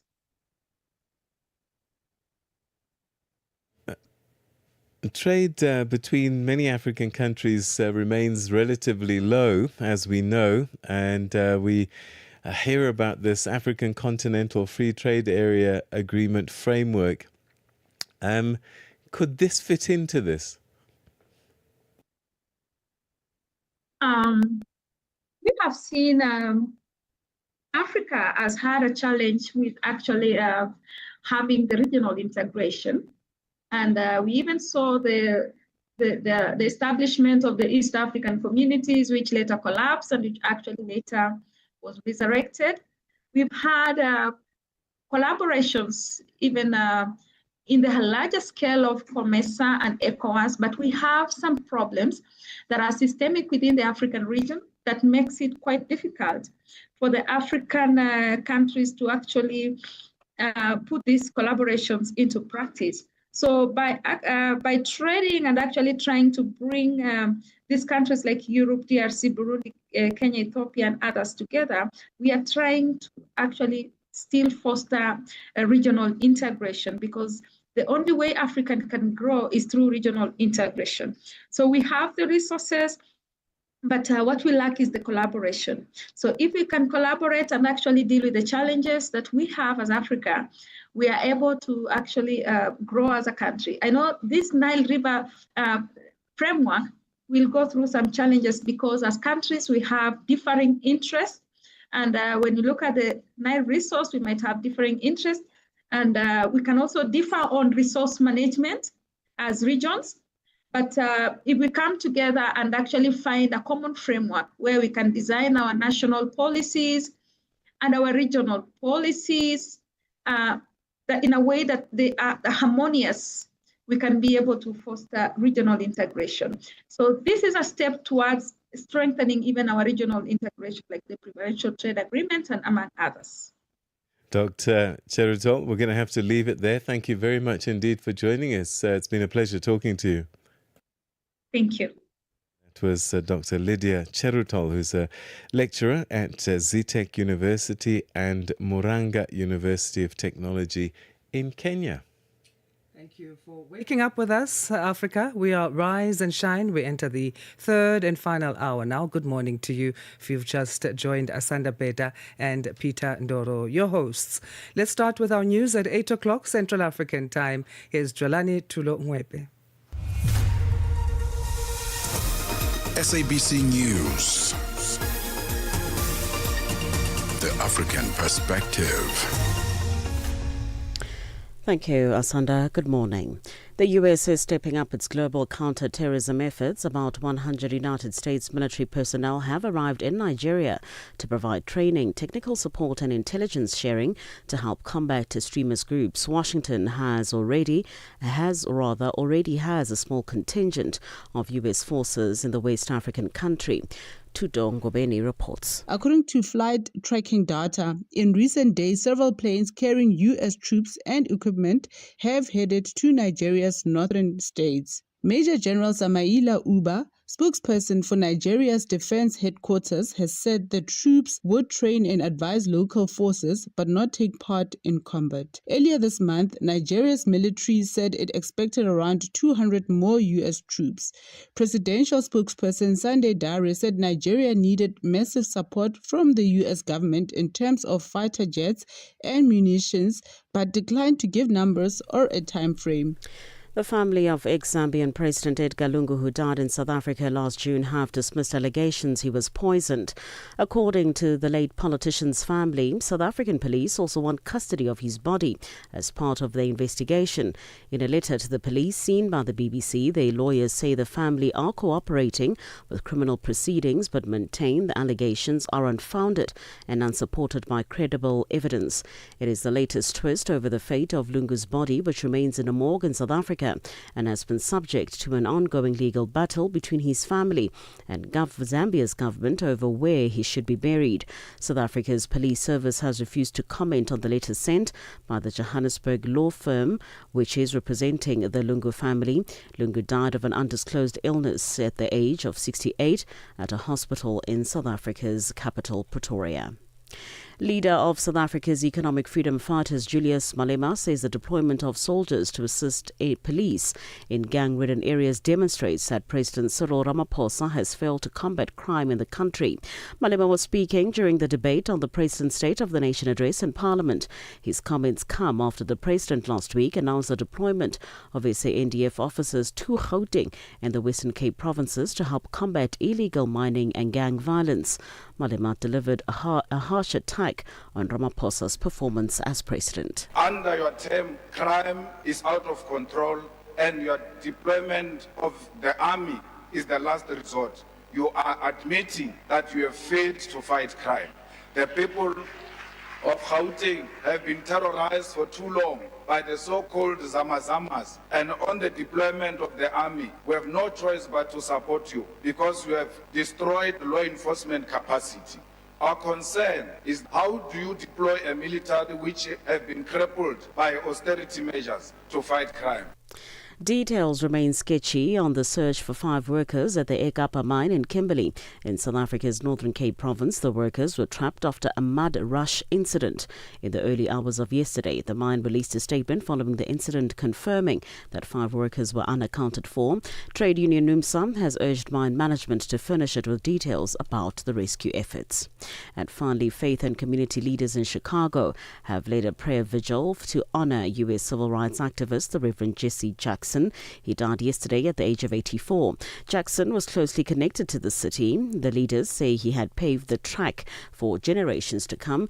Illinois Congressman Denny Davis, a longtime friend of Jackson, says he will leave a lasting legacy. I don't know anybody other than Martin Luther King who may have had as much impact on growth and development of African Americans during this period of time than Jesse Louis Jackson. For any news stories you would like to share with us, please do send an email to newsroom@channelafrica.co.za or call us on +27 11 714 4459. For Channel Africa News, I'm Jolani Tulo Wepe. SABC News. The African Perspective. In our sports headline, Banyana coach Disraeli says the alignment camp is to balance COSAFA and WAFCON preparations. And Maro Itoje is set for the 100th cap as England make 5 changes for Ireland clash. I'll be back with these and other stories at the bottom of the hour. From Africa's broadcast capital to the furthest corners of the globe, this is Rise and Shine. Every weekday mornings on Channel Africa. So it's 5 minutes past 8 Central African time, and we are well and truly into the third and final hour of Rise and Shine's Wednesday edition. We're streaming live on the internet, www.channelafrica.co.za, and also on your mobile phones. You can go to your app store and look for SABC Plus, that's SABC PLUS, and look for Channel Africa, and then of course Rise and Shine. And also you can watch radio on our social media platforms. Just go on to your favorite one and look for Channel Africa, and there you'll be able to see me in my tie, my red tie. And this is the Gauteng Lions rugby union team tie. And you'll see Asanda Beda wearing all green today. I'm sure that's to celebrate Gambia's Independence Day. It's also to draw money in my life. Green is for money. A very good morning, everybody, and thank you for joining us for the third and final hour of the program. And we'll be touching on a few stories. Do get in touch with us on our social media platforms. We'd love your comments on questions. At Channel Africa 1 is our handle, and you can find us anywhere, literally.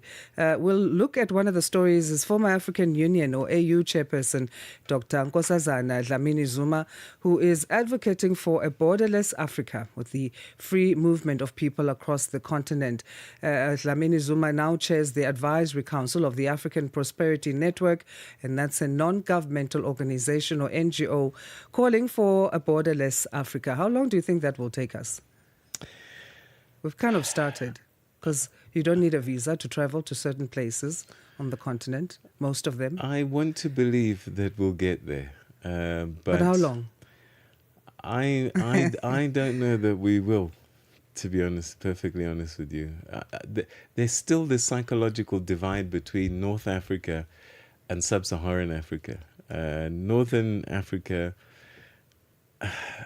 and maybe I'll get into trouble for saying this, but even if it's in phases, even if we go Southern Africa, we go Central, and then East, and then the other parts, the top parts can come and join us later. I mean, we're already sharing I think a lot of countries resources. have done that. A lot of regions have done that already. ECOWAS, you can move around quite easily. SADC, we're doing really well in terms of moving that way.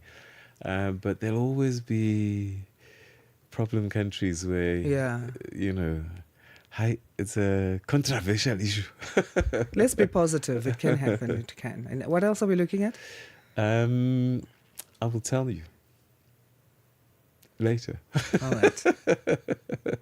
Africa, meet Abedi. Yeah, that's me. Abedi is a music lover through and through. I really love African music. He's got a taste for all kinds of tunes and spends his days listening to Channel Africa. Guess what?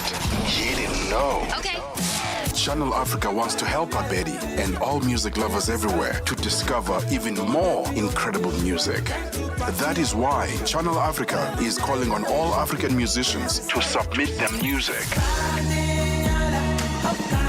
Musicians, remember to give us all your relevant information. Make your submissions at music@channelafrica.co.za. Submissions are your chance to be heard on radio. But sadly, they do not guarantee that you will be playlisted. All submissions will be carefully reviewed to see if they meet our station's requirement. Channel Africa, the African perspective. A fresh morning, a fresh perspective. Stay tuned to Rise and Shine on Channel Africa. Let's start this hour with this story. Former African Union chairperson Dr. Nkosazana Dlamini-Zuma is advocating for borderless Africa with free movement of people across the continent. Dlamini-Zuma, who now chairs the Advisory Council of the African Prosperity Network, a non-governmental organization calling for borderless Africa, said that continental cooperation and easier movement of Africans are essential for unity, economic growth and shared prosperity. Channel Africa reporter Michael Mbewe tells us more. The African Prosperity Network is a pan-African civil society initiative founded in Ghana with the objective of promoting economic integration, inclusive growth, and citizen-driven development across the continent. The organization focuses on mobilizing African businesses, policymakers, academics, and ordinary citizens to play an active role in shaping Africa's economic future, particularly through trade, investment cooperation, and policy advocacy. Its work reflects a broader push for African solutions to African challenges, with emphasis on regional collaboration and shared prosperity. Speaking to Channel Africa, Dr. Nkosazana Dlamini-Zuma explained the rationale behind the movement. The idea is we are Africans, and as Africans, we should be mobile within Africa, and we should have free movement within Africa. So the borders that were drawn must not divide us. But let me give you an example of what happens if Africans work together. You remember the Ebola. During Ebola, we were told at the UN by President Obama in one of the side meetings that if nothing drastic happens, 1.4 million Africans are going to die. And what happened? The AU, business, and member states, we all work together. One, we ask business to give us money. We ask Africans to donate their time to go and work in those countries. And we got more than 800 health workers from across the continent, different countries, went there. She credited solidarity among businesses, health workers, governments, and African Union for saving lives during the Ebola crisis, noting deaths were lower than COVID-19 fatalities in South Africa. The African business people gave us money to look after them there, whilst the countries paid their salaries at home. And we were able to eradicate Ebola, and less than 100,000 people died. And that was even less than the people who died from COVID in South Africa alone. From those three countries, it was less. Why? Because we all came together as Africans and said we must deal with this. Business, health workers, governments, the AU, everyone came together. Zuma added that greater African unity can drive economic growth, create jobs, and build a prosperous continent aligned with the vision of the African Union. So if we come together, we can do big things. Our economy can be indeed a huge economy that will create prosperity for all on the continent, and there will be no poor African. We can beneficiate our minerals, which we have plenty. Not only the rare minerals, all minerals we can find here.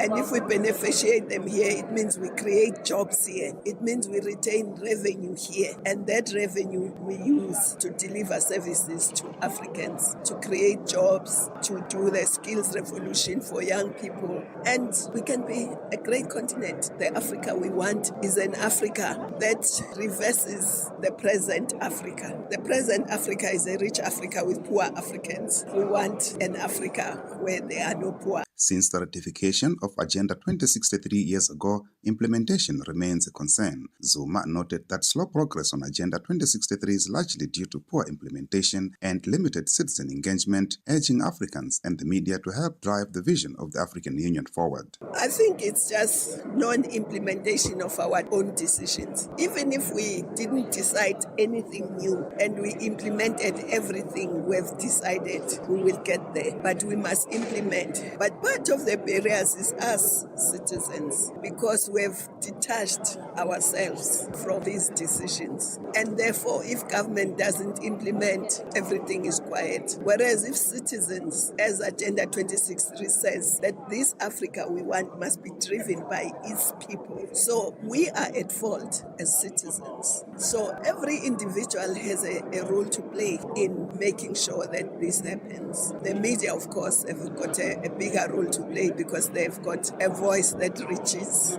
further than any of us. In support of Zuma's sentiments, Gabi Asari Ochere Dako, CEO and founder of the African Prosperity Network, says slow implementation of African integration commitment is delaying progress, urging citizens to push leaders to act. I think what we're trying to do is nothing new. It is just that African leaders over the years, and we can go as far back as 1991 when they met in Abuja for the establishment of the African Economic Community. They set up an agenda for themselves. This treaty was ratified in 1994, and they gave themselves 34 years.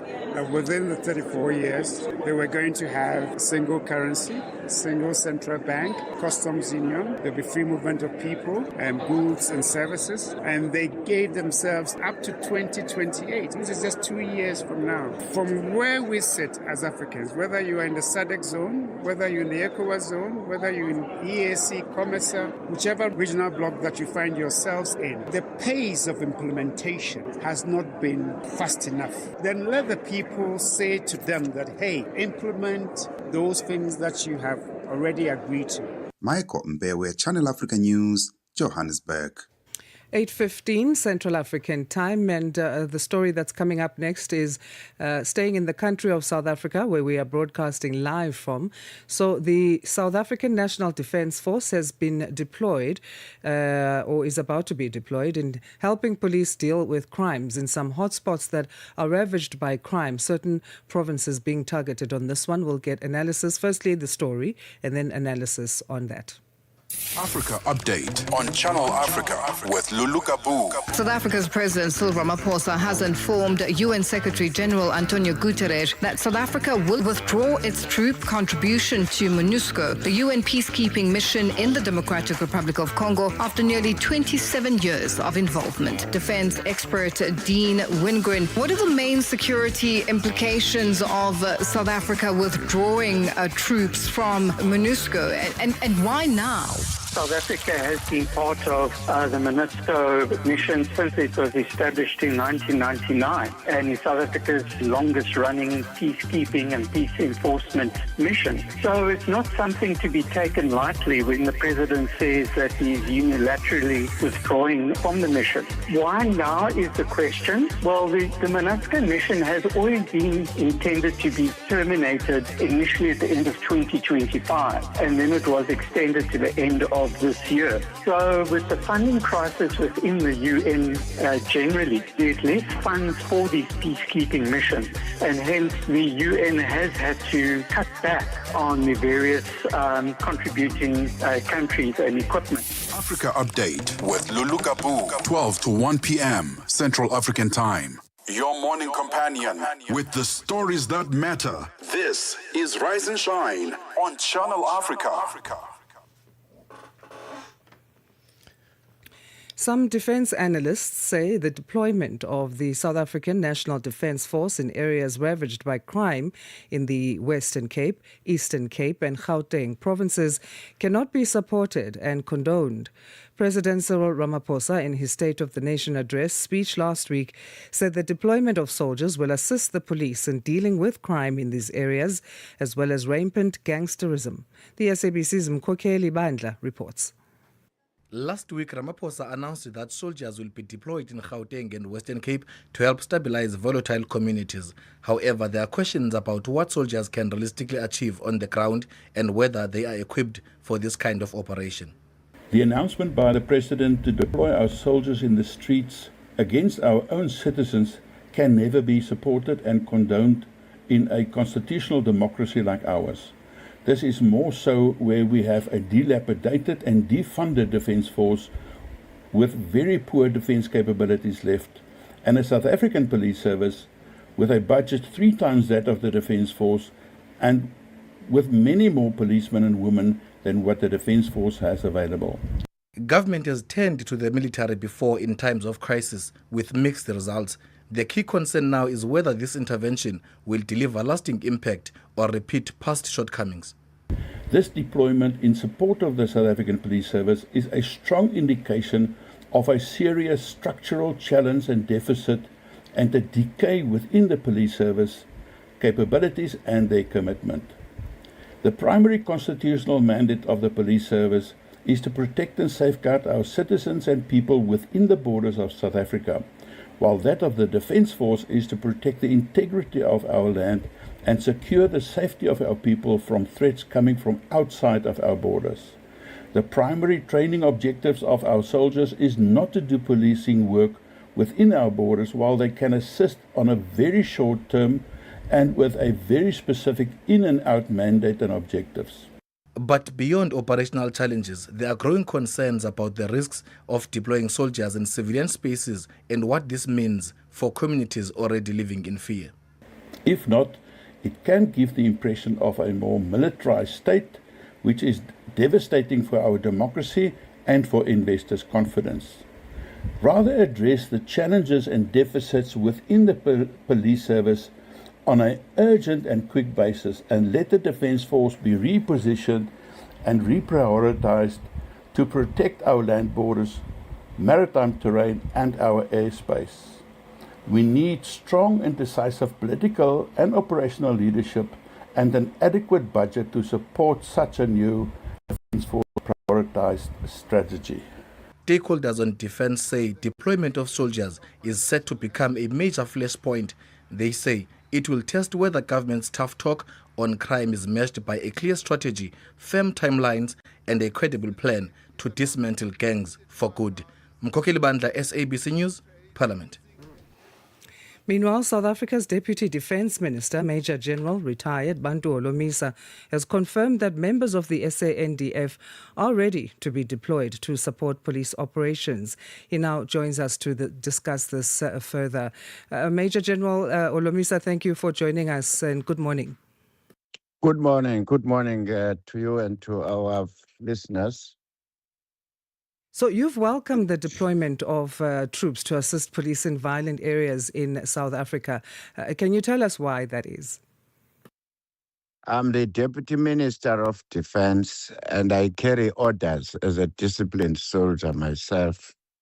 So I cannot argue when we are confronted with an assessment of the security threat of South Africa, where people cross borders carrying weapons, others hijack vehicles, others violating the policies of South Africa where they just go and mine for themselves. So what we are doing now, in line with the orders from the President, the Minister of Police said in 10 days we will be on the ground. So we are ready to do the work. Yes, I've heard the people saying, why deploy soldiers? There is precedents or precedences in this country where soldiers have been deployed, even under the apartheid. They were deployed to assist the police. Defense force members do not have powers to arrest.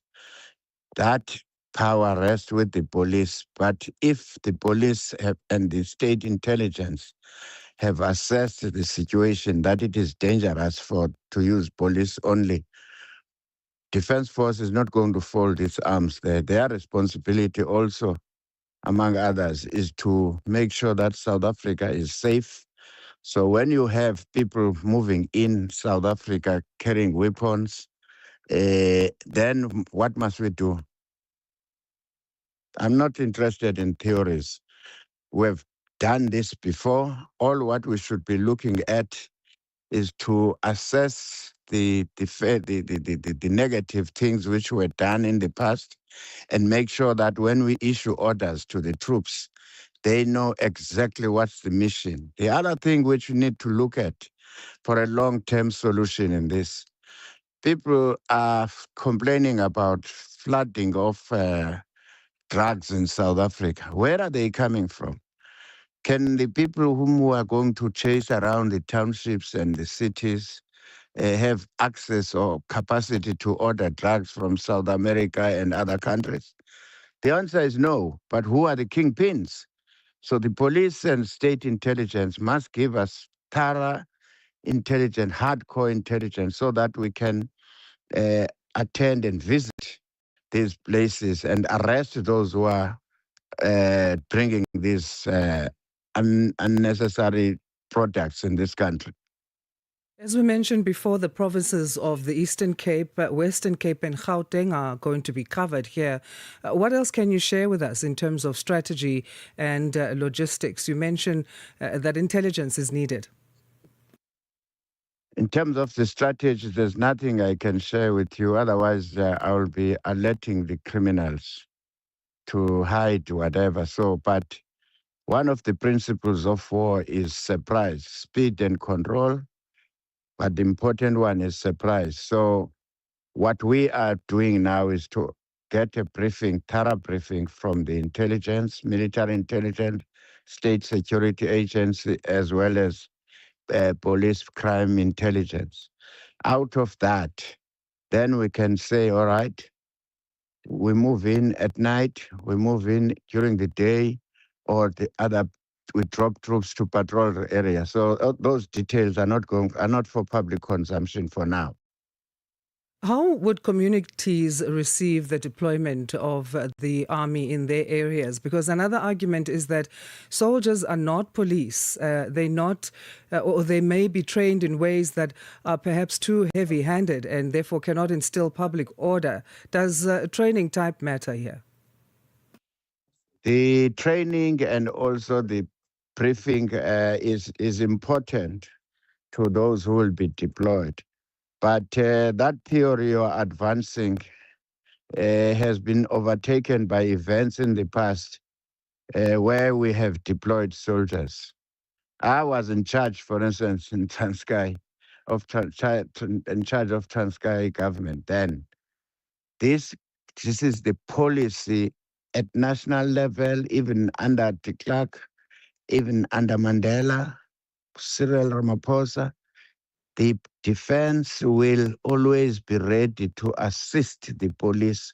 We're not taking over the police duties. But if there are criminals who shoot at policemen, how many police have died here being shot by the criminals? That means, therefore, we need a little bit of support from the army. And that is going to be done in 10 days. As you say, it has been done before. We do have lessons in the country that we can draw from. If we even look at the example of COVID-19, can we use that development as a measuring stick for this time around in this deployment?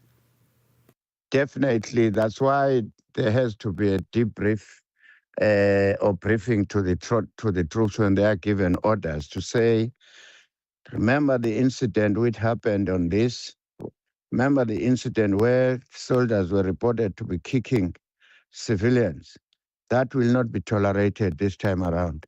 So those are the small things which must be told and ironed out before we deploy so that we instill discipline. Your message then finally, Major General, to the people of South Africa, those communities that this deployment is going to be assisting, and also maybe a message to how gangsterism will be dealt with besides the public order that needs to be instilled. Well, we are just hoping that we'll get cooperation. We're asking for cooperation with the communities of South Africa who will be affected. But rest assured that those who have been chased away by criminals in their homes, those who have hijacked buildings in those areas, we will make sure that those people return back to their homes.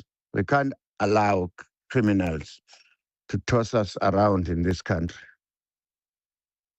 Thank you so much. We'll leave it there for now. We appreciate your time and your insights. Thank you very much, man. Thank you. Our pleasure. That's South Africa's Deputy Minister of Defence, Major General Retired Bantu Holomisa, giving us analysis on the deployment of soldiers in South Africa to assist the police in tackling crime, with certain areas targeted there, which are seen as hotspots that are ravaged by crime. The provinces of the Western Cape, Eastern Cape and Gauteng provinces have been mentioned. Whether that will be extended to other parts of the country remains to be seen.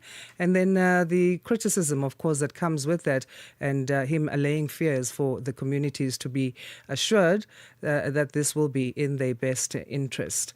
Yeah, so that's that chat. We'll leave it there for now. Still to come, we've got our sports update and our business updates from the African perspective. We'll be bringing you those here on Rise and Shine. Right now, though, it's time for our news headlines. It's 8:30 Central African time. We say good morning to Jolani Tulo Ngwepe. SABC News. Headlines. The African Perspective. Thank you, Asanda. Good morning. Making headlines, the trade union in South Africa, the National Union of Metal Workers, has requested management of the Ekapa mine in Kimberley in the Northern Cape province for details of efforts to rescue 5 workers. The family of ex-Zambian President Edgar Lungu, who died in South Africa last June, have dismissed allegations he was poisoned. And former first U.S. President Barack Obama and his wife Michelle have described the late Reverend Jesse Jackson as a true giant. They say for more than 60 years he helped lead some of the most significant movements for change in human history. I will have details on these and other stories at 9 o'clock. SABC News. Headlines. The African Perspective. Let's catch up with what's happening in the world of sport. And at the sports desk this morning is our brother Figile Lingwati. Sports on Channel Africa. The African Perspective. And we kick off with football news. Banyana coach Desiree Ellis says the team's ongoing alignment camp has been crucial in helping the technical team shape the squads for the COSAFA Women's Championship and the upcoming Women's Africa Cup of Nations, the WAFCON. South Africa began their COSAFA Women's Championship campaign with an opening clash against Malawi at the old Peter Mokaba Stadium. Ellis says while the focus is on performing well at COSAFA, preparations for WAFCON remain ongoing. Now, rugby news. England captain Maro Itoje will earn his 100th international cap when he leads the side against Ireland at Twickenham on Saturday, with head coach Steve Borthwick making 5 changes to his lineup. Ollie Lawrence, Tom Curry and Henry Pollock all take their place in the starting 15. The big news is that the young superstar Pollock will be taking the number 8 shirt in his first test start for England, while Ben Earl moves to open side flanker. Tom Curry settles in on the blind side, while Guy Pepper and Sam Underhill revert to the bench. Tom Roebuck is out of the match day 23 as Tom Freeman returns to the wing due to the much-anticipated return of Lawrence, while Henry Arundel retains his spot despite earning a 20-minute red card during last weekend's loss. onto cricket news. Proteas T20 specialist consultant Albie Mokel breathed a huge sigh of relief at the team's qualification into the Super 8 stage of the T20 World Cup, saying they came out of a very tricky Group D. Having started their campaign with a win against Canada, they were given a real scare by Afghanistan with 2 super overs needed to separate them before a comfortable victory against New Zealand in the third match. Their passage was confirmed when the Afghans beat the UAE, and Mokel was happy to just come out of the group alive. I don't like to make statements about that. I think we were in a very tough group. That game against Afghanistan still gives me nightmares. It could have gone anyway. So, I guess the first box is ticked getting through to the next stage. To me, the World Cup starts now. Every game will be a tough game. Luckily we'll be in Ahmedabad again, where we sort of used to the conditions now. So let's see. With their match against the UAE now turning into a dead rubber, all eyes will be on Sunday's big one against the co-host India, a repeat of the final less than 2 years ago in Barbados. Mokel knows the enormity of the task they'll be facing, but says they have big enough players to withstand the pressure. But I feel we've got a very experienced group, bowlers and batters, so guys that's been exposed to that, whether it's in IPL or other leagues. Yes, international cricket is a little bit different, but guys that can handle that pressure. So, I think they actually will thrive in those circumstances where there's a bit more pressure on the games. So not too worried. And finally, tennis news. Coco Gauff bounced back from a shock early exit in Doha last week with a comfortable victory over Anna Kalinskaya in Dubai, while Elena Rybakina opened a campaign with a dominant win. The American, who lost to lucky loser Elisabetta Conciaretto in an opening match in Qatar, made no such mistake against Kalinskaya, easing through the second round tie 6-4 and 6-4. Gauff will face Belgian Elise Mertens in the last 16 of the WTA 1000 event. The two-time Grand Slam champion created headlines earlier this week for comments about anti-immigration policies in the United States. For any sports stories you'd like to share with us, please send an email to newsroom@channelafrica.co.za or call us +2711 714 4459. This is Channel Africa Sport with me, Fide Lingwati. Sports on Channel Africa. The African Perspective. Still to come on Rise and Shine, constitutional or proposed constitutional changes in Zimbabwe that would extend President Emmerson Mnangagwa's term from 5 to 7 years is being challenged, and this by 6 Zimbabwean war veterans. We'll find out about that in just a bit. Start your day right with Channel Africa Breakfast. That smells delicious. Live, 5 days a week. Let's catch you up now with what's happening in the world of business. We say good morning to Nosipho Zuma with that update. Business news on Channel Africa. The African Perspective.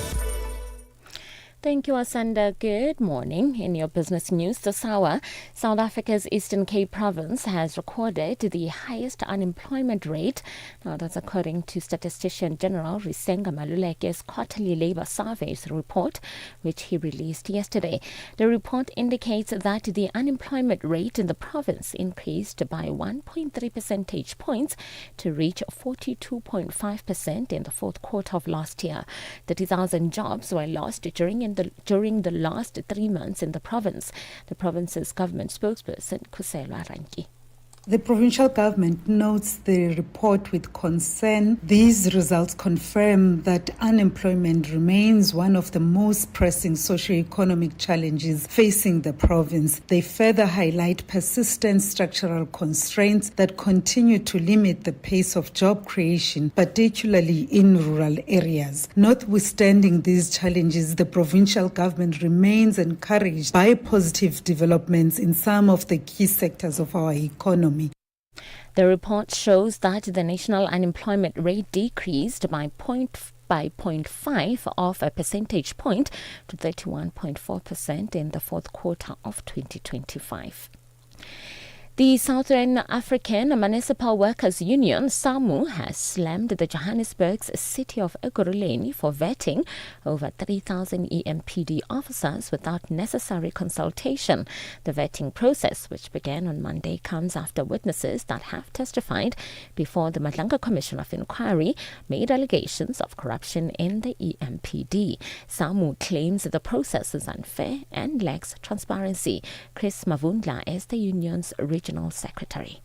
We, as South African Municipal Workers Union, reluctantly welcome this process because we're not consulted, and you'll understand that once you introduce this thing of annual vetting to our employees, it then becomes a condition of service.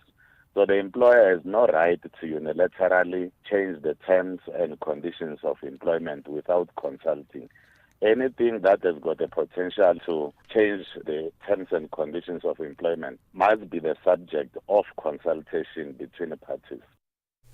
The Republic of Congo says it will buy back about $354.3 million in principal amount of its 9.875% amortization notes due in 2032. Now, this is according to a notice on the London Stock Exchange. It gave the purchase price as $947.50 per $8,000 of the principal amount for an aggregate tender consideration of $346.0 million. The Central African country announced a tender offer for the notes last week, along with its intention to issue a new series of dollar-denominated notes. Oil prices have steadied in Asian trade today after falling out 2% in the previous session as investors assessed progress in the U.S. Iran talks, but remained cautious about the prospects of a final deal that could ease supply concerns. Brent futures rose 23 US cents to $67.65 a barrel, while U.S. West Texas Intermediate crude was up 19 cents at $62.52. Both are around 2-week lows. Your financial indicators: one US dollar in Nigeria is trading at 1,000 Naira 352, and Botswana is 13 Pula 3. Kenya, the dollar is trading at 128 shilling 5, and in Zambia it's 18 kwacha 23. The BRICS countries: $1 in Brazil is trading at 5 Real 22. Russia is 76 rubles 60. India is 90 rupees 69. China at 6 yuan 90, and in South Africa $1 is trading at 15 rand 94. $1 is trading at 73 pence to the British pound and 84 to the euro. Looking at commodities, gold is trading at $4,918 and platinum at $2,040 per ounce. The price of Brent crude oil is at $67.54 a barrel. Now, for any stories you would like to share with us, please send an email to newsroom@channelafrica.co.za or call us on +27 11 714 4459. For Channel Africa Business, I'm Nosi Posoma. Business News on Channel Africa. The African Perspective. Wake up, Africa. Peter Ndoro and Asanda Beda are here to help you rise and shine. Weekdays, 6 till 9 a.m. Central African Time. Only on Channel Africa. A United Nations report has detailed how migrants, refugees and asylum seekers in Libya are subjected to ruthless, systematic human rights violations and abuses, which include killings, torture and sexual violence and trafficking. Now, the report by the UN Human Rights Office and UN Support Mission in Libya found that the migrants are rounded up and abducted by criminal trafficking networks, often with ties to the Libyan authorities and criminal networks abroad. Channel Africa reporter Sisi Sekhala spoke to UN Human Rights spokesperson Tamin Al-Khatin about the latest report. The violations and abuses we have documented in this report include slavery, torture, ill-treatment, forced labor, forced prostitution and other forms of sexual violence. There are also cases of ransom and extortion, in addition to confiscating and reselling the belongings of migrants and their ID documents. Is it all migrants that are affected, or is it migrants from specific countries? It is migrants, refugees, and asylum seekers from many countries who arrive in Libya. The report is based on interviews with almost 100 of these people who come from 16 countries in Africa, the Middle East, and South Asia. Of course, this does not mean that the situation only affects these 16 or nationals of these 16 countries, because it can affect all migrants and asylum seekers and refugees in Libya in general. And the main focus of this year's report is the exploitative model that preys on migrants and asylum seekers and refugees in order to generate profit for these criminal groups and those in power who are profiting from this system of exploitation. And this is why we have called this report, we have named it Business as Usual. Have you engaged the Libyan government? If you have, what are they saying? We have the UN support mission in Libya. And inside this mission, our UN Human Rights Office has a whole section that tries to incorporate human rights aspects to all programs that are applied by this mission in Libya. So there are continuous communications between our office and the authorities both in East and Western Libya. And we, of course, continue to raise these issues publicly and privately with the authorities. As part of the production of this report, the mission in Libya and our office conducted a monitoring visit to the Bir al-Ghanam detention facility southwest of Tripoli, and that was facilitated by the Ministry of Interior. Now, at the same time, despite repeated requests since this visit, we were denied access to several other detention centers in both eastern and western Libya, which operate under the Ministry of Interior's Department for Combating Illegal Migration.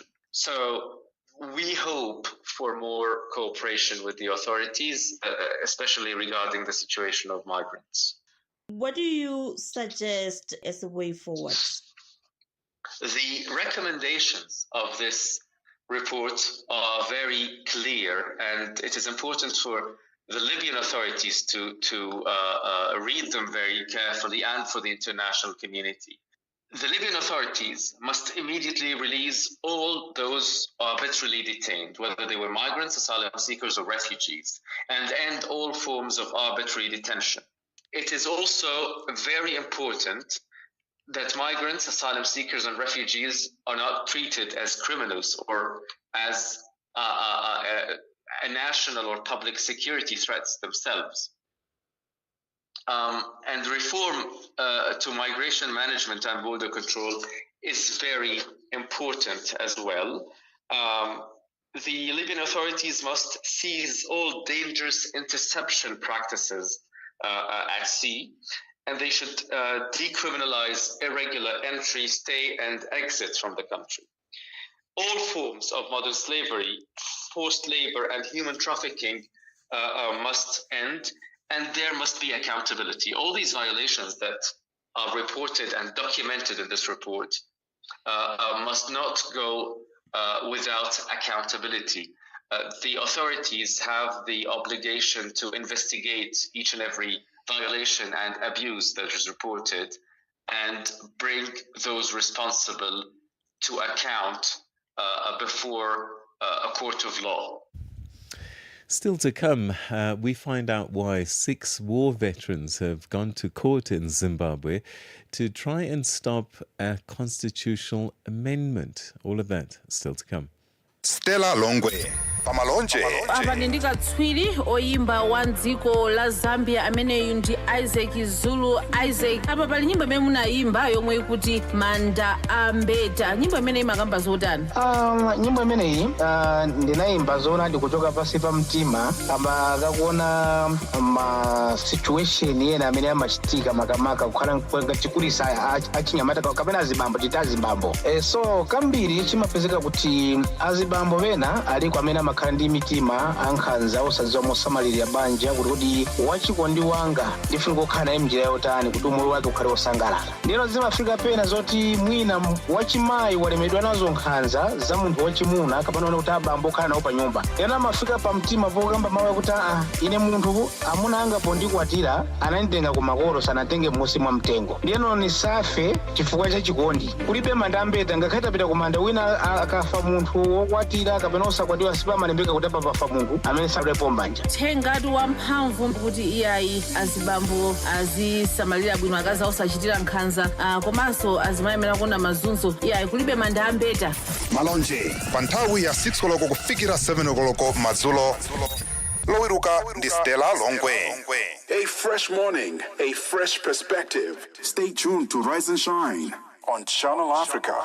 Coming up after Rise and Shine is On the Move here on Channel Africa, and we find out what to expect on this Wednesday morning. Palesa Tau and Benjamin Mushatama host that show, and Palesa is about to tell us what to expect. Good morning. Good morning. Good morning, Miss P. Good morning. Well, you know what? In African cultures, well, there's no one culture, but we all have our different nuances. When it comes to dating someone, maybe being a long-term partner, a fiancé, if that person passes on, your grief could actually be sidelined as, you know, because you are not a wife or a husband. So we're going to be taking a look at that in today's first hour. That is fascinating, actually. Yeah. And in fact, some may even frown upon these relationships because you didn't pay any money. They might not even want you to sit at the front row. You might not even be able to even come to the funeral in some other cultures. It's a big thing. So, yeah, we're going to take a look at that. And then we're going into online dating in the second hour of the show. People obviously are reaching out to online dating as an alternative to find people, especially because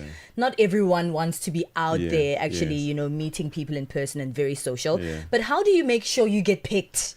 You know, how do you make sure you get to actually engage with people? So we're going to be looking at that, you know. How do you set up your profile for maximum attraction on the online dating sites? That is clever. And I think it's being picked by the right people. Yeah, correct. That's the thing. Exactly. That matters. Okay, Wow. so that's coming up on the move. I'm just so glad I'm not out there anymore.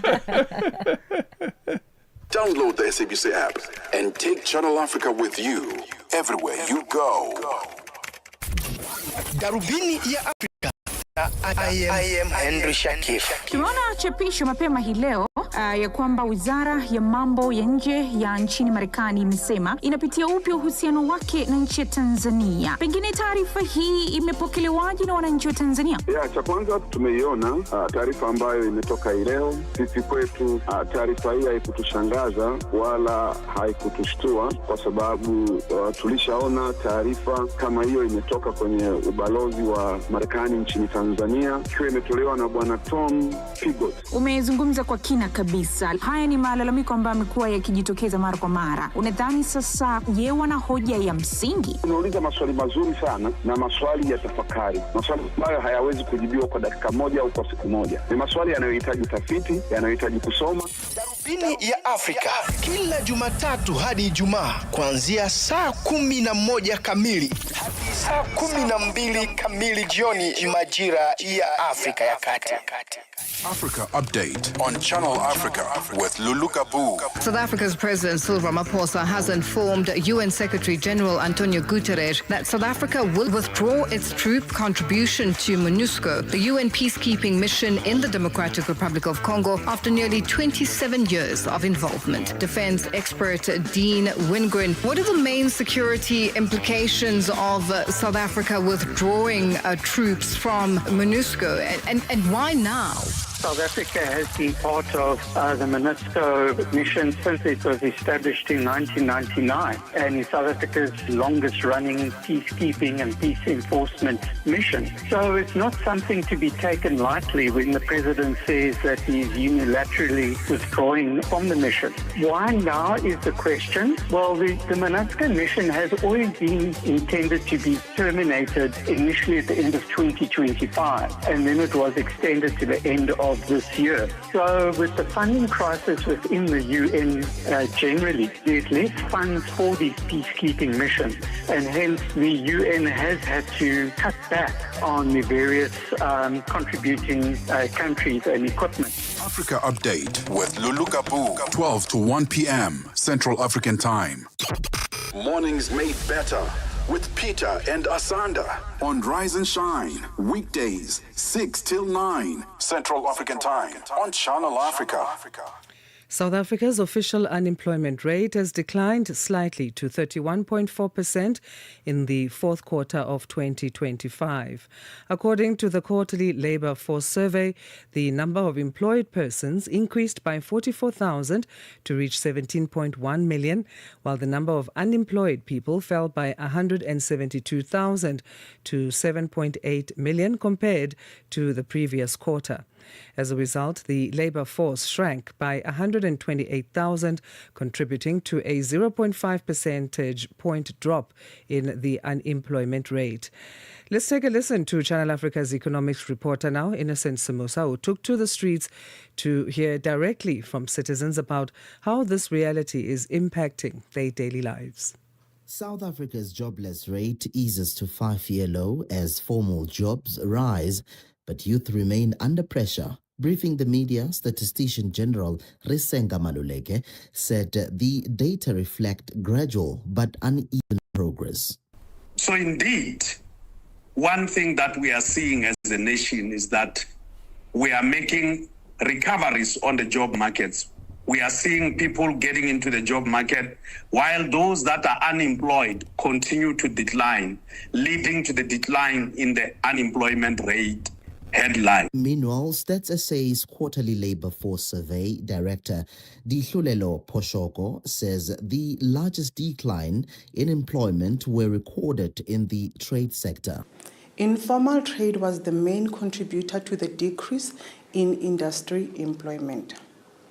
Provinces that observed increases in employment were Western Cape with 93,000, Mpumalanga with 37,000, Northwest with 36,000, and Northern Cape with 17,000. I took to the streets to ask young people whether they believe government is doing enough to tackle unemployment or if more urgent interventions are needed. Here's what they had to say. Well, I don't think the government is doing anything, rather, because the president spoke a few days ago, or last week rather, in the State of the Nation address, where he did mention something about the government going to create some job opportunities, and which it will have millions of youth getting jobs. But I don't think that's going to happen, because we've been hearing the same thing every single year, and quite frankly, nothing is being done. So I don't think the government is really taking heart at this problem that we're having in this country. So no, I think the government is just doing little to nothing. Honestly, the 31.4% is not just a stat for me, it's the faces I see every single day in my own family and in the community. You know, unemployment is so severe that there's a guy next door who has given up on sending CVs because it's either they don't have data to do that, also they don't have transport money to go and drop off the CVs. So it's the qualified cousin sitting at home, you know, and that one person who has a job and has to carry the financial burden of 5 other households. Meanwhile, some say this reality is negatively impacting them. Well, the unemployment rate is affecting a lot of young people, especially young people who applied for student loans to go to school because they can't afford to pay for their own tuitions. and let's say NSFAS rejected their applications. So they are left with no choice but to apply for a student loan. They graduate with the hopes of getting a job after graduation, but they don't. For Channel Africa News, I'm Innocent Samosa in Johannesburg, South Africa. Okay. US, Nigeria. So, about 100 United States military personnel have arrived in Nigeria as Washington ramps up an operation to target Islamist insurgents. US President Donald Trump has accused Nigeria of failing to protect Christians from Islamist militants in the northwest. Tutongo Beni has more. Nigeria has denied discriminating against any religion, saying its security forces target armed groups that attack both Christians and Muslims. In December, the United States carried out strikes targeting Islamic State-linked militants, and a small U.S. military team has been operating on the ground to boost Nigeria's intelligence capabilities. The U.S. military's Africa Command said the strike was carried out in Sokoto State in coordination with Nigerian authorities and killed multiple ISIS militants. According to flight tracking data, in recent days, several planes carrying U.S. troops and equipment have headed to Nigeria's northern states. Major General Samaila Uba, spokesperson for Nigeria's defense headquarters, has said the troops would train and advise local forces but not take part in combat. Earlier this month, Nigeria's military said it expected around 200 more U.S. troops. Presidential spokesperson Sunday Dare said Nigeria needed massive support from the U.S. government in terms of fighter jets and munitions, but declined to give numbers or a time frame. Nigeria's 240 million people are evenly split between Christians, mainly in the south, and Muslims, mainly in the north. The government has acknowledged serious security problems, including from Islamist fighters, but has denied that Christians face widespread or systematic persecution. For Channel Africa News, I am Tutongo Beni in Johannesburg. That's how we come to the end of Rise and Shine on this Wednesday. We'll do this again tomorrow, 6 a.m. Me, Peter Ndoro, and Asanda Beda. Have a good day. We hand over to On the Move. We are on Open Views Audio Bouquet. Channel 628.